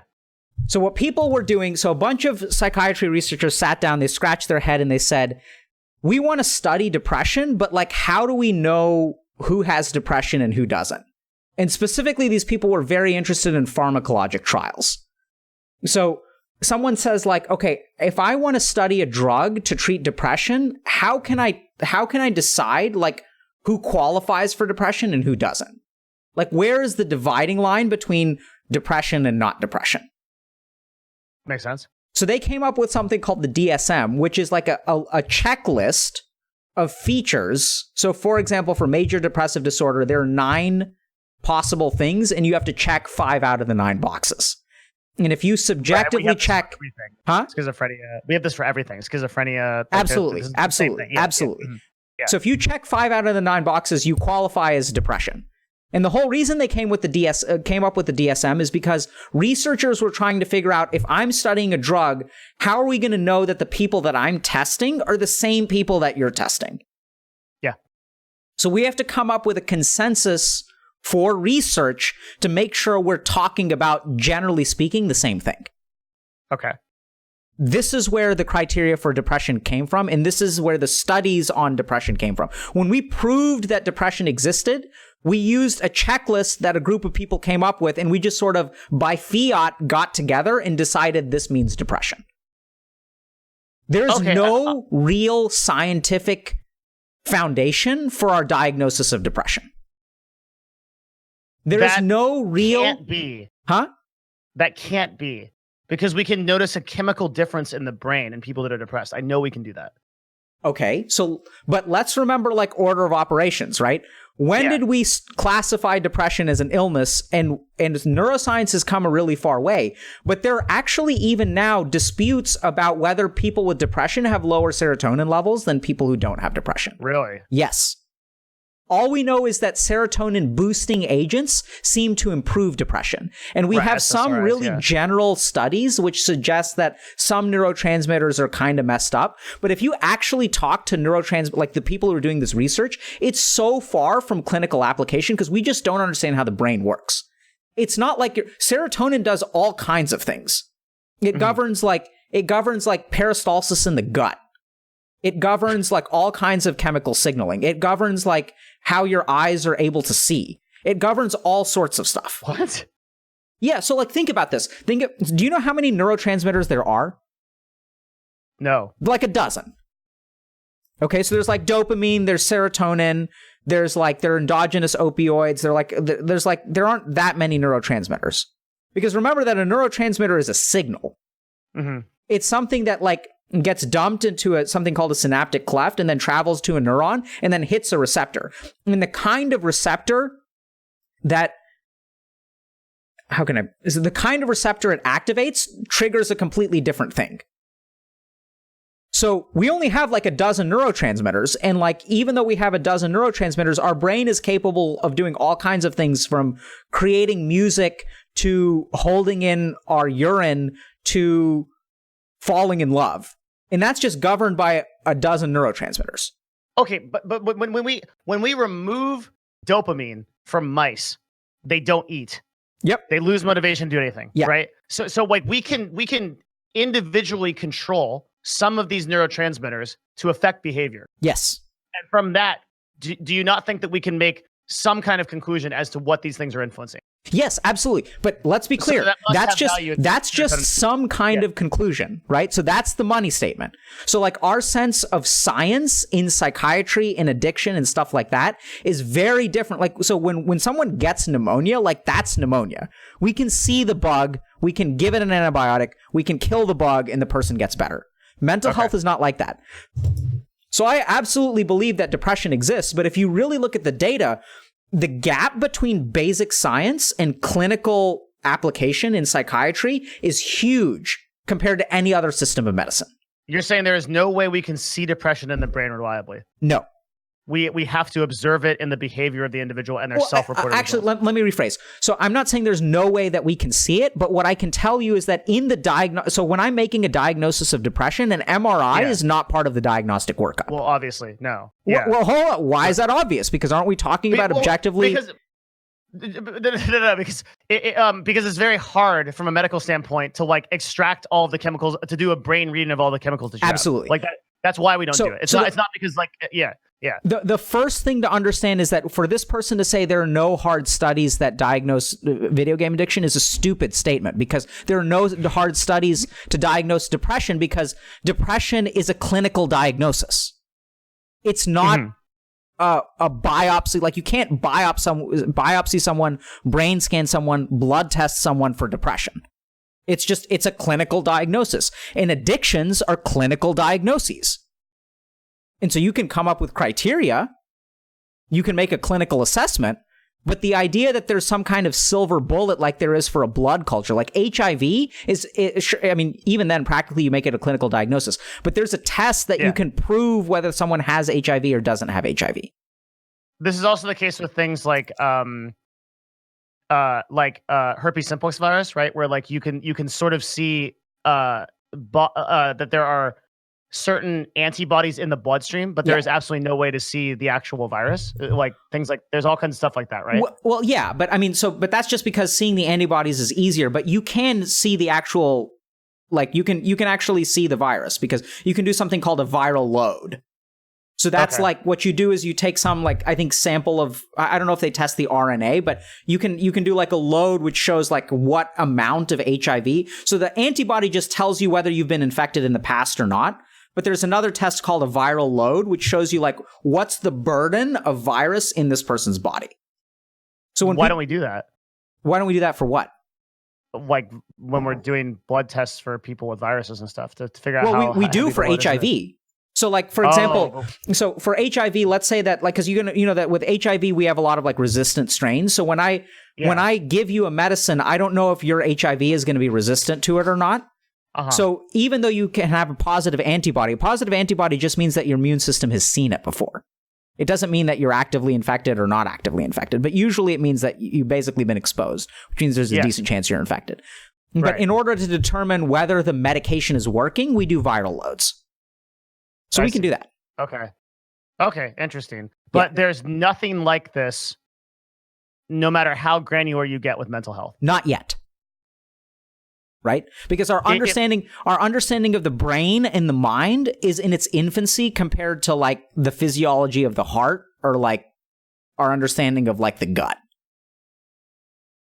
Okay, so then how do we evaluate that someone actually has a real problem? It's the DSM and observational. Yeah. But hold on. So now the story of the DSM, I'm not done yet. So remember, the DSM actually is not a clinical manual. So the DSM it's not. It's a research manual. So it's a group of researchers saying, how can we agree that we're all talking about the same thing? Okay. So the DSM was developed for inclusion criteria for studies. So when you go and sign up for a study, they ask you, are you depressed? So like if I'm doing a study and I'm going to say like, I'm developing the Devin Nash treatment for depression. And then people say like, okay, how are you going to like find depressed people? I'm going to ask them, hey man, are you depressed? And they're like, yeah. And I'm like, okay, come on. You're going to spend an hour with Devin Nash. And then at the end of the hour, I'm going to ask you, hey man, are you depressed? And he says, no. And I'm like, boom, done, cured. Right? So researchers sat down and they were like, well, we have to figure out like, how are we going to know whether people get better? How are we going to know like who to include? How are we going to draw the line for where depression is? And that's when they came up with their 5 out of 9 criteria. Okay. Then what happened is insurance companies were trying to figure out, okay, this person says they're depressed. How do we know whether, like, we can't blood test them, so how do we know whether we want to pay for their treatment? We're going to see if they meet DSM criteria because someone has a criteria somewhere, and we're an insurance company, and we want to see if we pay for treatment, whether it's going to get better or not get better. And the studies on antidepressants, after all, are using these criteria. So we're going to use billing reimbursement and things like that based on the DSM. And when the insurance companies started doing it... totally subjective. Huh? The criteria itself is totally subjective. It's we go full totally circle subjective. back to the thing you said at the very first part of this talk is the 2,000 calorie limit. Absolutely. It was just a bunch of people came to a consensus and said it was a thing, so it is a thing. Absolutely, right? It's the same way that the dollar has value because we all got together and agreed. So, like, the thing to remember about medicine, which I think a lot of people don't realize, is a lot of medicine is not very scientific, right? So medicine is like a clinical discipline. So at the end of the day, you know, like, even after all of this testing, if you really look at studies, 90% of clinical diagnosis, doesn't matter what field of medicine you're in, like 90% of diagnosis is made clinically. A doctor comes in, like, cancer is, like, for the most part, diagnosed clinically. No shit. Yeah, absolutely. How do you think that the person ends up getting a biopsy in the first place? Like, why don't you, like, Devin, are you getting a biopsy tomorrow? Hopefully not. Yeah, why not? Yeah. I don't feel bad. Yeah, and furthermore, the last time you saw your doctor, did he send you in for a cancer biopsy? He did not, but I did do a full round of blood tests a month ago and everything, and nothing came up weird. So we do, and that's a scientific thing, right? Because we looked at all the levels of different things in my body, triglycerides, HbA1c, right? And everything appeared within normal ranges, whatever that is. So we made a determination that I don't need a biopsy or anything else based on that, right? So, but even then, so it sounds like you did some routine testing. I mean, we won't go into details about that, but like the whole reason that someone orders is like when a doctor says, okay, I want to get a biopsy or I want to get a scan, it's because their clinical suspicion, oh, like you've been having weight loss and you've got a lump growing on your shoulder. Let's biopsy that. Like, it's all clinical, right? So it's not actually... So tests in medicine are used to confirm diagnoses, not to find diagnoses. So the first thing that this person doesn't understand is, like, video game addiction has the same standard, meets the same standard as, like, depression. There's no blood test for schizophrenia. Yeah. There's no brain scan for schizophrenia. Is there for any kind of psychosis or anything like that? We literally... Wait. Okay, hold on. Okay, because this is insane. Yep. If you take the brain of a psychotic patient who is like saying there's a pink elephant right there that is yelling at me, and then you take the brain of a normal person, there's no difference. There's no reading or test we can do that tells the difference between those two people. Nope. Okay. In Alzheimer's people, if I know for a fact, if you take the brain scans, they do look different. You can actually see the matter of the brain is reduced. Yes. So Alzheimer's is something we can diagnose scientifically. Actually, technically, Alzheimer's can only be diagnosed through autopsy and biopsy, but that's besides. So this is where. But you can physically see the brain matter is reduced. Yeah, but the reason that you can't diagnose Alzheimer's through that is because there are a lot of reasons why brain matter can be reduced. Like, what else could produce brain matter? So any other of the dementing diseases are we lose brain matter just over the course of life. If you have things like vascular disease, your brain matter can be smaller. Like, there are all kinds of reasons your brain mass can be reduced. So Alzheimer's can really only be diagnosed by a biopsy, technically. So it's a clinical diagnosis. Okay, but psychosis, you can take a psychotic patient who is literally screaming at a wall that there are bugs coming out of it, and then you can take another person right next to them who's like, hey man, how's it going? And they look exactly the same on any kind of technology we have to tell. They don't look exactly the same, but there isn't enough information from either scan to differentiate. Like, if I showed a radiologist a picture of a psychotic person and a picture of you, the radiologist would not be able to tell which one is which doesn't mean that they're the same. Huh? Would he even have a suspicion that one is the other? Probably not. Or it's literally 50-50? Probably not. Although I do think that if you take, on average, people who have psychotic disease over time, there are some findings in the brain on average, but those are like research findings that are not like, they're not enough of a smoking gun to be clinically useful yet. Does that make sense? Kind of, but is that a technicality? Because isn't the correlation to actually become clinically useful like incredibly high? Like we have a really high standard for something to become clinically correlated. Yes. And so, is there a fair argument in saying that at some point you would have to dispense with that really high standard to make any kind of progress whatsoever? Because, like for example, in nutrition, right? I could point you to, this is something I know a lot about because I used to teach this. You can't. This is the same problem. You can't really point. I can't really tell you that vegetables are better for you. Because like when you really look down into the data, it doesn't objectively show that. But I can fucking tell you that vegetables are better for you. Yeah. You see what I mean? Yeah. So, and I think that's just like, there's a shortcoming of science. So like, we're not willing to dispense. So, I mean, practically there are some cases where if I have a psychotic patient, I will order an MRI, but that's because if this if the clinical story doesn't fit with psychosis, then sometimes, so for example, if you, like, if just like, let's say like you walked into the ED and you have no history of psychosis, you're a high functioning dude, you're socially capable, and you're like hallucinating, I'm going to order a blood test or a urine test. Yes. For what? For like cocaine and marijuana and LSD or something. Yeah. Okay. Right. So like there are tests, and tests have value, but usually tests for psychosis are to rule out, because psychosis can be caused by more than schizophrenia. Right? Psychosis can be caused by drugs. So the experience of hallucinations can be caused by drugs. They can be caused by some illnesses. Mm-hmm. So like if you have a brain tumor, you can become psychotic. Yeah, that's nuts, by the way. But so like there is value in ordering brain scans on people who have mental illness to rule out organic causes or like primary, like their mental illness is secondary to something else that's going on in their body. Right. So for a good one is like some people who are depressed, that's because their thyroid hormone is very low. And if you like, because they're like thyroid's shot. And so if you give them thyroid hormone, their depression goes away. So like testing has a role in psychiatry, but it's just, if someone says, oh, like there haven't been good studies proving video game addiction exists. Well, yeah, but that's because like fucking Mario was developed in 1980 and we've had depression like rolling through our population for the last 5,000 plus years. Like it's a new thing. Has it been that long? Depression?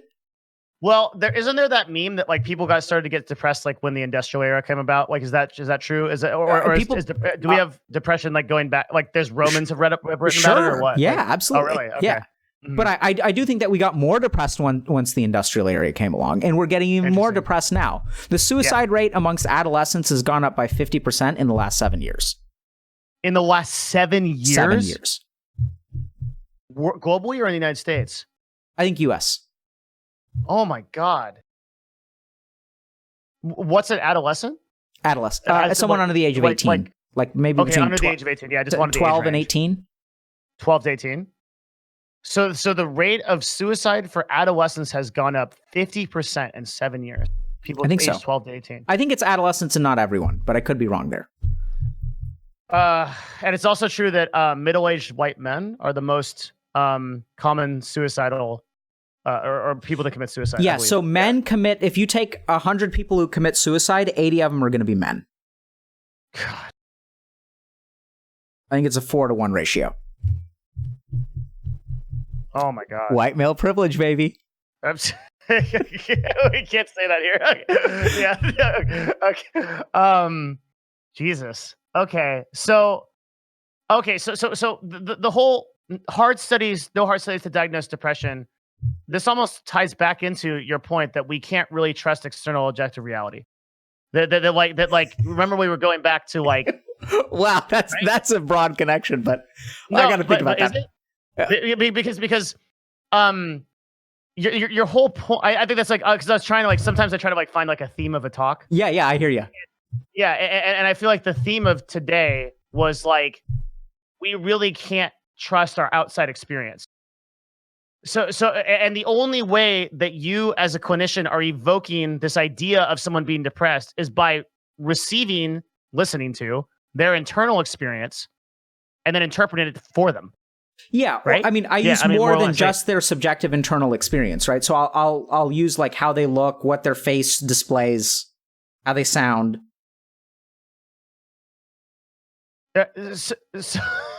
So I use sensory data. Okay, so then I am more lost than I've ever been before. Okay. Now we can get started. So because like if you have nothing, all right. Let's say that Devin, what's your question? Just what's your question, man? What's your question? What's my question? I have tons of questions. What do you mean? Like, just ask the one that's in your head. Well, is it dumb? I think it's dumb, but here we go. If you're floating in a tank and you need something to hold on to, but by definition there are no walls because everything is external. All you have is yourself. What do you do? See, that's why I have to think about my questions before I ask them because they don't make sense. So, I mean, because I think that's what the yogis discovered, right? At the end of the day. So the way to understand what your consciousness is to check into it in all kinds of different moments. So like when I meditated, I found this part of me that seemed to be like calm and peaceful and empty, horribly empty, terrifyingly empty, and at the same time, wonderfully comforting.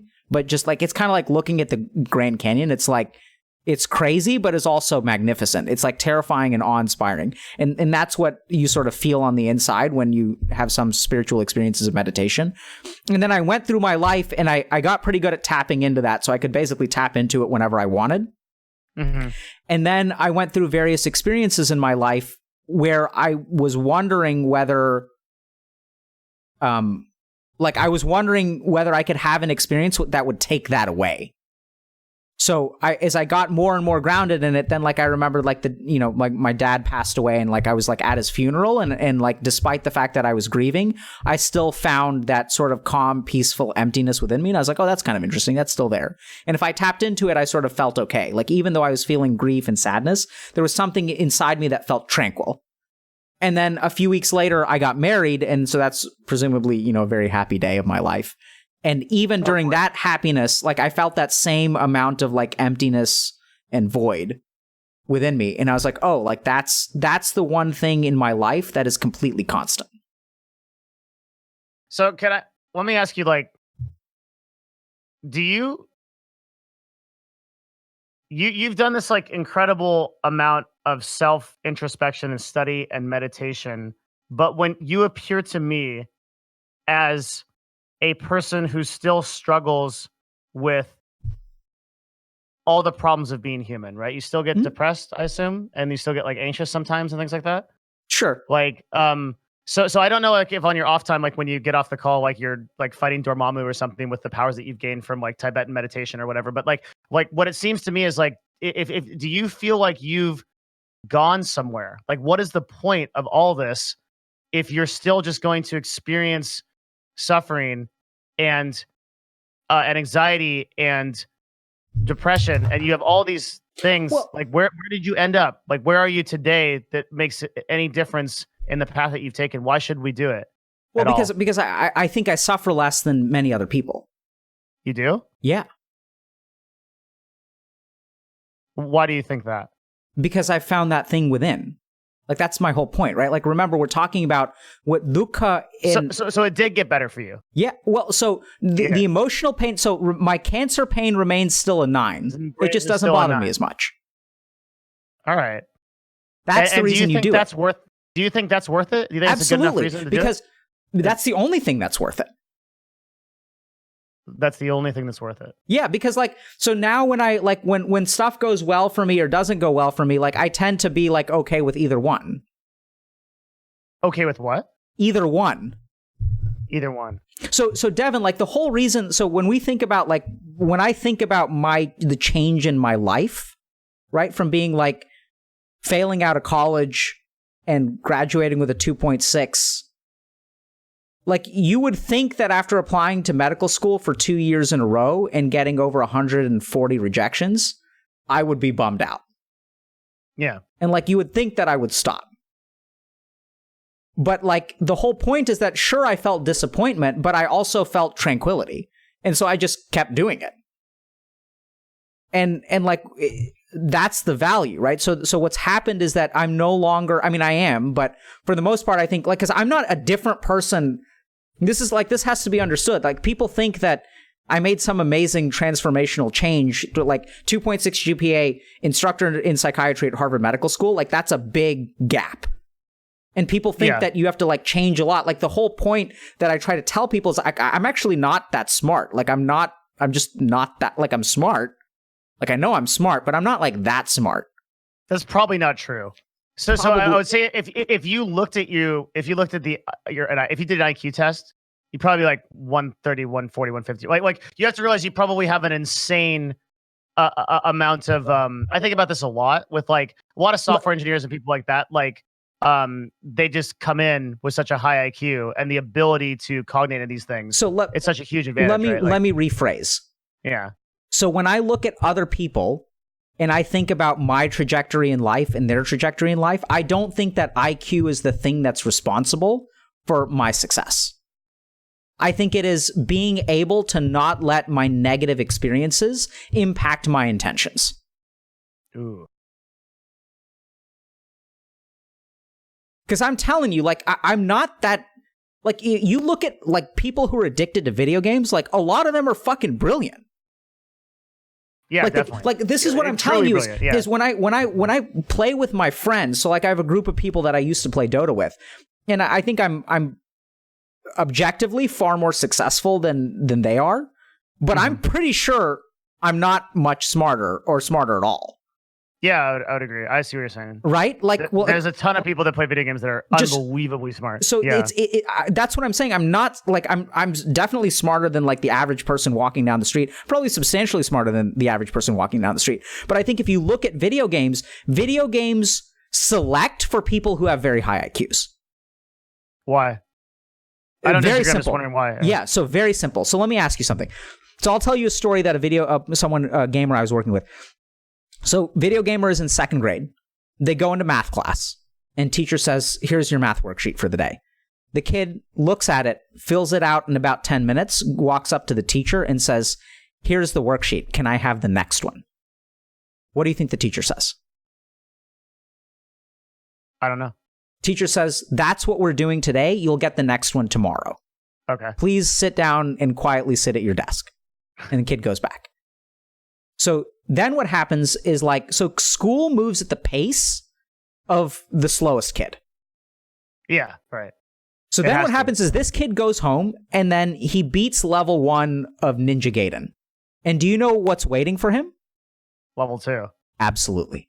Yeah. So if you're a smart kid, why the fuck would you want to invest in a classroom that is just 50 minutes of boring and 10 minutes of interesting versus an intellectual challenge that is literally paced exactly to you? Because you know what? If he's not ready for level 2, you know what he has trouble doing? You can't beat, has trouble at level 1. Absolutely. Yeah. So video games for smart kids, video games give them the intellectual challenge that they don't find in the rest of their life. Yeah. And okay, it's paced that completely makes to sense. them. Yeah. It's not complicated. It's not like some deep scientific. Yeah. It's just like that makes perfect sense. Yeah. Mm-hmm. So one of the reasons that video games are addictive is because they're perfectly paced to you. No job is perfectly paced to you. No class is perfectly paced to you. Right? Like no wonder people like playing video games. Yeah. Because it's like video games are like a spiritual, like an enlightened spiritual guru who meets you exactly where you are and knows the next step you need to take. Except in a weird way, you're not getting any benefit from playing them. You're not getting any benefit. Why is that? Well, you do get some benefit. So why is it? Well, what I'm saying is like, if you accomplish a hard task in real life, it has like a reverberation to it that like results in like positive outcomes for you. But if you do that in a video game, it's ephemeral. It's not quite there. Why is that? Well, I think that's because generally speaking, we think about hard tasks as having real world value. So our society tends to value things that are harder to do, i.e. back to our burrito for, eating burritos for $1 million. We tend to pay people more based on the difficulty of what they do. Not the difficulty of what they do, but how rare it is for someone to be able to do that. For someone to do it. Yeah. But what I'm saying is on the same token, so let's say that you complete like a really hard, like Ninja Gaiden, it's actually funny that you bring that up because that's a very hard game. Yeah. Especially the original ones are some of the hardest games like out there. So let's say you actually do beat Ninja Gaiden and you go all the way through. That sense of accomplishment that you get as a result of completing that is ephemeral. It just kind of floats away. But in real life, when you do something that is really difficult, like you build a house, or you that is probably like a big extreme thing, some equivalent thing of value, like you create something or so, like it seems to have more staying power. Do you know what I mean? Yeah. I don't have a good way to describe this, Yeah. but like what I'm trying to ask is like, why is it that the accomplishments that come from video games just sort of float away from us? They escape us. It's like they're not even real to begin with. I know they aren't, but there's a lot of accomplishments in real life that we can do, like get a girlfriend, for example. Well, because no, it's not a good. It's not a like. No, I understand your question. So it's like Yeah, so like completing a marathon. I'm gonna read into your question a little bit. The first premise that I think you're making is that for a few moments, the accomplishment that you get in the video game feels the same as an accomplishment in real life. Exactly, right? But it doesn't last. But it doesn't last, right? So like that's the first thing to recognize. And this is where, once again, your brain doesn't know the difference. Like your brain is actually in some way relatively smart and also incredibly stupid. Your brain doesn't understand all the brain understands. So you have this thing that actually it's funny. I have a YouTube video all about this, about something that I call the triumph circuit. And the brain doesn't understand. So you get like a dopamine reward upon completing a task that is proportional to the difficulty of the task. Okay. And if you think about it, like if you use like a God mode cheat code in a video game, does the video game become more or less fun? Oh, it sucks. Yeah. Absolutely. Like you complete it, you're just like, this sucks. Yeah. So our brain is wired to get more of a dopamine response when there's difficulty involved. And so like, why do people love Dark Souls? Because it's hard. And Absolutely. It's like and you really, really have to figure out the exact way to do it. And how does it feel when you do well in Dark Souls? It feels amazing. Yeah. Right? Yeah. So this is where someone made a fascinating discovery back in 2014 that video games are addictive not because of the reward, but because of the denial of the reward. That separates them from all other like drug addictions. When I shoot up heroin, there's no chance that I'm not going to get high. Like that's the whole thing, right? Every time I smoke pot, it's going to be good. Every time I snort coke, it's going to be good. Every time I get smashed, it's going to be good. I mean, there are problems, but biologically, like I'm going to get the reward from the alcohol. What makes video games so damn addictive is that you get the reward sometimes. Like, why do you think so many people play LOL and Fortnite? It's because you don't win very often. And this also goes back to the loot box problem, right? Of like, why do people continuously invest tens of thousands of dollars in loot boxes? Because you're not sure you're going to get the epic skin that you want. And they're at a governmental level, like the UK is looking at this like, holy shit, like this is so addictive that we might have to ban this across our country because this is so bad. Because that's the way that it interacts with us. Yeah. Yeah. That makes perfect sense. So now going back to your original question, why is it ephemeral? It's because the video games tickle one part of your mind, but don't tickle other parts of your mind. So when we think about triumph in the real world, there are other things that go with it. So for example, when I graduated with a medical degree, that was a hard road, and I actually felt neutral when I graduated. Mm-hmm. It's a side result of meditation. But there's also a lot of other things that are tied into that. Right? So like that means that like when I meet someone, they're going to greet me in a particular way, which reinforces that high. That means that when I get pulled over, like I have a disaster pass. So a couple years ago, there was a hurricane and like I get to go places that other people don't get to go because I have an MD after my name. That's awesome. Yeah. I never even thought of that, but that actually makes perfect sense. Like people would send you into a relief zone because like, oh, it's a fucking doctor. So like if there's a hurricane and there's like a barrier with cop cars, I drive up to the cop car, I show my badge and they wave me through. That's insane. Right? So like there are other things in society that reinforce that accomplishment. Whereas like when you play Ninja Gaiden, like what happens after? Yeah, you beat it, and then like you can make a forum post on Reddit about it, and people are like, cool, dude. Good. So that's very important. So if you make the forum post and it gets upvoted, what happens to your high from beating the game? It continues. Absolutely, right? Yeah. And then you end up as a streamer. And now suddenly you have subs and you have people and people watch you. And now you're not so different from an MD with a disaster pass, right? Because you're going to TwitchCon. And then is it ephemeral? I don't think so. Yeah. But then you get into all the stress and all that crap. Well, but there's fucking stress of being a doctor. I mean, you like for sure.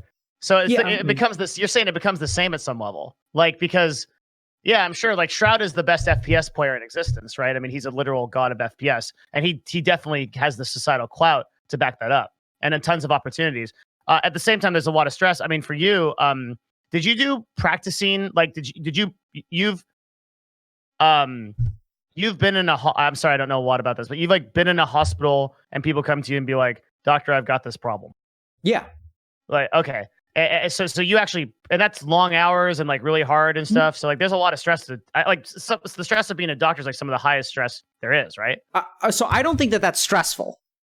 So it's hard work, but I don't think it's stressful. So like, for example, once again, this is kind of weird. I enjoyed being on call. So like, I actually found rather than going to the office from 9 to 5, I loved the feeling of being like, I sort of got a lot of gratification out of like being the guy. Being the guy? Yeah. So like, when I take call at, or when I used to take call at Mass General, there are 2 psychiatrists who are working overnight. One of them's a senior and one of them's a junior. And the junior works exclusively in the emergency room, and the senior works in the emergency room and covers anything else that happens in the 960 beds in the hospital. Okay. And so like if someone has a psychiatric problem overnight, like I get paged and I go there, and like I really enjoyed that. Like I sort of like working intensely for long periods of time and then like relaxing for long periods of time. Like the 9 to 5 grind just doesn't work for me because of my Ayurvedic dosha, which we can talk about one day. But what does that mean? So Ayurveda, what's just like the definition of that? Yeah. I know Ayurveda is a practice of it's a really old practice of medicine. Yeah, so it's traditional Indian medicine. And the big thing that Ayurveda says that Western medicine doesn't say is that people are fundamentally different. So there are different kinds of cognitive fingerprints.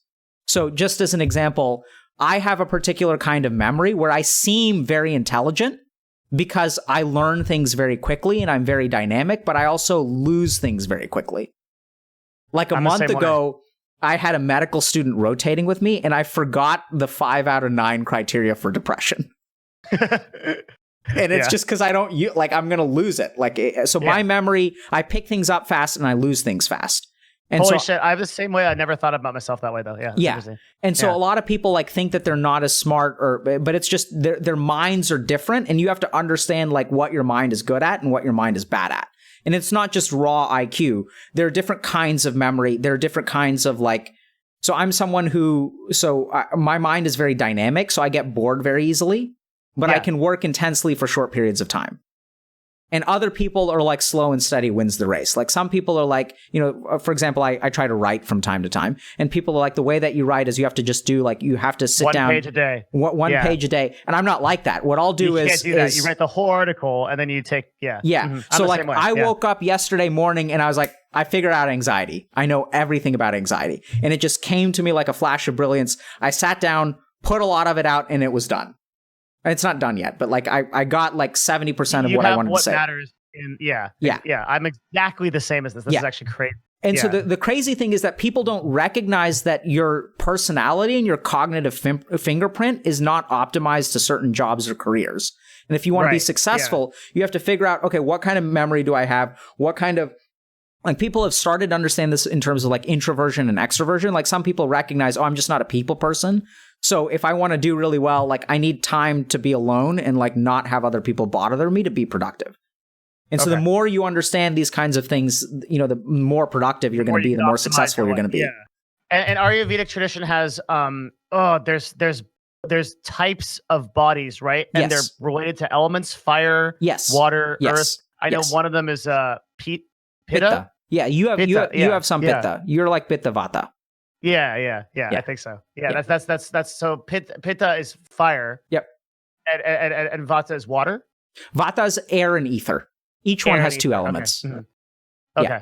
So so the one way to think about Vata is like the wind. So the wind blows really hard in one direction and then stops, and then blows really hard in the other direction and then stops.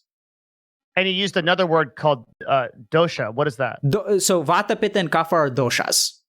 That's like the class. That's the class of thing. Okay. Yeah. So because of your, I'm totally on page with you. Okay. Yeah. Because I know a little bit about this. Yeah. Yeah. So I think like a lot of people don't recognize that if you're, so I'm like the wind. So part of the reason that, and I think you are too. So you do more than one thing because you just get really bored if you just had a job or you just did Twitch streaming. You have to be doing a lot of different things. So one of the best pieces of advice that I got was from an Ayurvedic doctor who I was studying with. And he said, in order for you to be successful, you have to juggle as many balls as you can without dropping a single one. In order for you to be successful, you have to drop juggle. What do they mean by that? So that I should handle, like, so part of my problem, he was basically telling me I should do as many different things as I can and still do them well. I shouldn't focus on just one thing. Because he knew that if you focused on one thing, you'd become bored and you would drop it. Yeah. Mm-hmm. So now, like, I mean, this whole healthy gamer stuff, I have a private practice. I was at a conference today talking about technology and health. I play video games. I work with esports professionals. Yeah. I run workshops. I run retreats. Like, if I'm just doing the same thing every week, I'm just going to get bored and I'm going to suck at all of it. Yeah. I totally understand. I'm exactly the same way. That's but just by curiosity, do you have a similar readout in terms of Ayurvedic? You call them dosha. Do you have the same tendency that you sense to me? I think yours is. I'm more vata and you're more pitta. Okay. You also have some kapha more than I do. I'm very extreme in terms of vata and have a fair amount of pitta, whereas I think you have some vata. I'd say a fair amount of pitta. Do you get angry easily? I used to. Okay. And then now I don't. I used to have a huge problem with anger. So I think you're pitta predominant with some amount of vata and kapha as well. Like also your hair pattern is consistent with a pitta. Yeah. Mm-hmm. Okay. Very cool. Wow. That's super interesting. Okay. Real quick. Sorry. Jade just hosted us. I don't know if anyone of you saw it. Jade, thank you very much. That for everybody who's just joining, that was like 900 people. So it's real quick. It's we are meeting with Dr. I actually got your name here so that I could pronounce, because I realized I've been pronouncing it as you introduced yourself before. Alo Kanoja. No, it's Alok. Alok. Devin. It's easy, buddy. It's not all maple. It's all oak. All oak. Perfect. All oak. Just like the original Sanskrit. Kanoja. Yeah. I got the second part though. Yeah. Okay. Alok is a Harvard psychiatrist, and he's talking to us today about gaming and concerns to mental health, and we're going into some really deep subjects. Ultimately, to try to we're kind of like building a profile and foundation of how to be, what would you say, be better mentally through our self-understanding, and kind of like integrating gaming in a way that's like healthy and good. Yeah, I mean, I think, Devin, so what I try to do, like, so, we have classes for things, right? We have classes for, like, mathematics and history. Yeah. And we're formally taught how these things work. Like, you go to school and you learn computer science, and then you, like, learn how to program. We're never taught how we work. Like, just think about that for a second. Totally. Yeah. No, I have. Like, in the same way that we're not taught how to do a lot of things that are really useful, like balance a checkbook or things like that. Yeah. Like, so we're never taught, where do our desires come from? How does my memory work? What are the things that I'm good at? What are the things that I'm bad at? Right? We're not taught how we function as human beings. And so at the end of the day, like, you can learn as much as you want to about medicine or streaming or whatever, but unless you understand yourself, you may still do a good job, but you're going to suffer doing it. Right? So, like, at some point, Devin, you and I need to talk about why streaming is so painful for you. Like, I get that you have the strength to do it. Thing. Yeah, but because that's going to get into imposter syndrome, which is like a huge aspect of my life, right? Yeah, so are you avoiding talking about imposter syndrome? Oh, yeah, of course. Okay. Yeah. Because, the first thing that we messaged about, I thought we were going to talk about imposter syndrome on day one, and now we've gone 2 days without talking about it. Sure, but I have some 1,000 people here, right, that I think could benefit more from these conversations that we're having so far, and setting this like foundation of like how we can help people over the average, even though I know you don't like averages that much. And through that, I think we could do greater good than talking about my individual issues. And I don't think most people here have that issue of imposter syndrome, probably, but some people probably not. You would be surprised. You think so? And I think you have to be a little bit careful, because I wonder how much your mind is hiding behind the greater good as a reason to not confront your imposter syndrome. Oh, a lot. Yeah. Yeah. But what I'm saying is, like, in an effort to not make it more of I always try to make shows less personal if I think that they're going to be for the greater good. But if I think that my personal application can actually do a lot of good, then I will talk about it. That's good. If you think it will, I think that you're smarter than me, so we'll talk about that. I thought we talked about IQ. Why do you? We talked about IQ. I'm not smarter than you. More aware of this subject matter. Sure, that I'll take. What can benefit people. I'll take more experienced any day of the week. Sure. Because I think if we really delve deep, what people are most interested in is this thing you said. I think it is not letting my negative experiences impact my intention.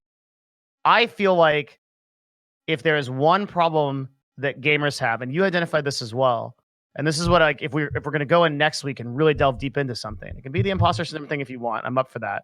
But I think really trying to understand how to bridge the chasm between, God, I want this thing. I want to do this so bad.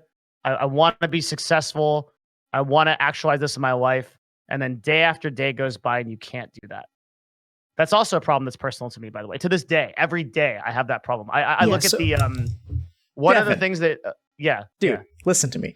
If you're saying that you have this problem in your personal life, and you're saying that what I want to show people on my stream is how their negative experiences don't interfere with their intentions so that they can accomplish what they want to. You're saying you struggle with that problem. You're saying they struggle with that problem. What is the way in which you struggle with that problem? Well, I think that's what we're supposed to talk about next, right? Absolutely. And you don't think that's going to be helpful to them? Okay, so you're saying you view the imposter syndrome thing as a negative experience of mine. So if we understand that negative experience and how it impacts my intention, then we can full circle, use baby, that to apply to other people to full help circle. them all as well. Yeah. Okay. Using us as a scapegoat, says chat. Yeah. Okay. Yeah, Devin is hiding behind his nobility. It's one of the most. It's one of the most difficult. It's one of the easiest places to hide, is behind a noble cause. Yeah, it's really good. I'm super good at doing this. Yep. Yeah, I can tell. I could probably do like 10 more of these, and we would never even talk about it. Yeah, and that would be fun. Yeah. But Devin, I'm not going to let you, my friend. I might forget about it in the next week, and then. Yeah, it depends. That's usually how I get people. Yeah. Are you feeling uncomfortable? No, I'm good, honestly. Okay. I really, when it comes to I really am an open book. I'm super open about talking about anything. Yeah, and I won't regret it. I don't think that all the stuff that people actually make fun of me over on the internet is not the stuff that actually gets to me, because the number one criticism of me is LOL, you're just a pretender, you're not really successful. I actually know I'm successful, so that doesn't do anything to me. So not worried about that. Yeah, I'm totally fine in going forward in the conversation. For sure. Yeah, so I mean, I think we should do that next time. Do you have other kind of thoughts or questions or anything before we kind of? I gotta probably get going soon. Okay. Yes. So I think one of the really important things to establish based on just the subject matter of the talk that we've had was sort of what I like to have is a kind of objective takeaway. So what we discussed today had a lot to do with how reliant on these sort of external markers of what mental health is, or what comparison, right? This person is so much healthier than me, or this person can accomplish so much more than me, or these studies say I can do this or I can't do this. That is really an unreliable barometer, and that a more reliable methodology is looking to yourself for answers. So for everyone listening to this, what is something we can do between this week and next week where we can start to look into ourselves for those answers, and stop? What practice can we utilize to stop paying attention to those external barometers and start focusing internally more? What can we do? What's an objective takeaway we could do? Absolutely. So let me just rephrase for a second. So I think that external stuff is good for hypothesis generation, right? It's not good. External stuff is good. Okay. So like I think it's important to like learn about neuroscience and then use that is like a guide to explore your own experience. So like to use like theories of cognitive behavioral theory or neuroscience or reading about spirituality, but then test it yourself. Because the fact that it worked for anyone else doesn't mean it's going to work for you. So you have to test it for yourself. And what is that? Yeah.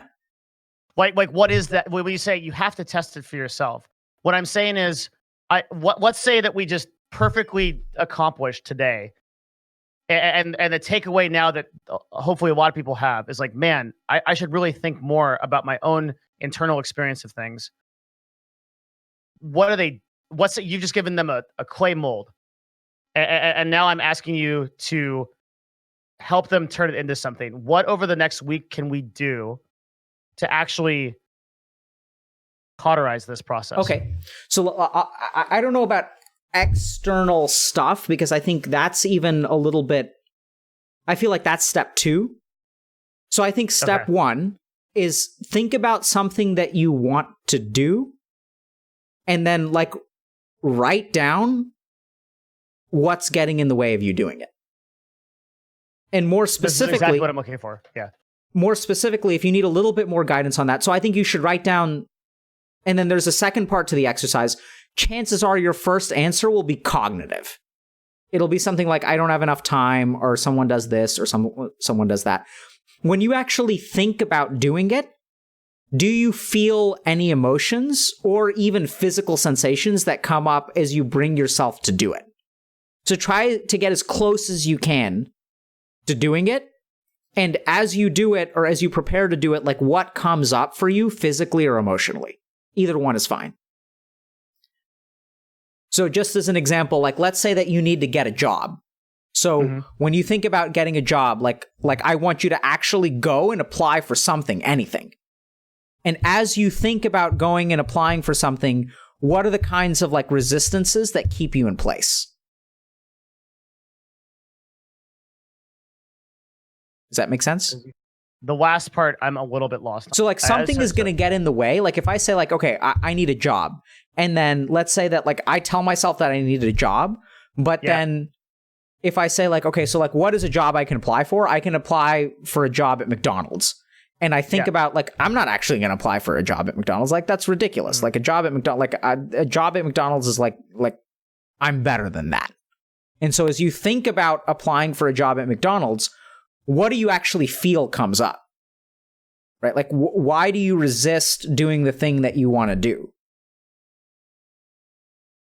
Why do you resist? Okay. Yeah, this makes sense. And that resistance has to be in the form of a physical or emotional response. No, so I'd start by being open-ended. So you can write down why you're not doing it. Yeah. Chances are, though, that's going to be a cognitive answer. So I want people to dig a little bit deeper. So give that a shot. Like open source, you can try to write down whatever you want to. The second thing, so after you do that, then tunnel down into like, what are the emotions that I'm feeling or what are the physical sensations that I feel? Yeah. Like, oh, I want to tell this girl that I like her. As you like pick up the phone and you dial her number, like what happens inside your body? Like, what do you feel in your chest? What do you feel in your stomach? And just write that down. And then we have to and then that's it. All you need to do is be aware of that for now. For now. Okay. Okay. Yeah. Good. Yeah. That's great. Okay. Well, Devin, thanks a lot, man. This has been fun. Do you want to? Thank you. So should we like do this next Friday too? You want to just? I would absolutely. Yeah. So let's because I think if we're doing exercises, we have to follow up on them. Yeah. Sure. Okay. And you're still streaming, right? Of course. Yeah.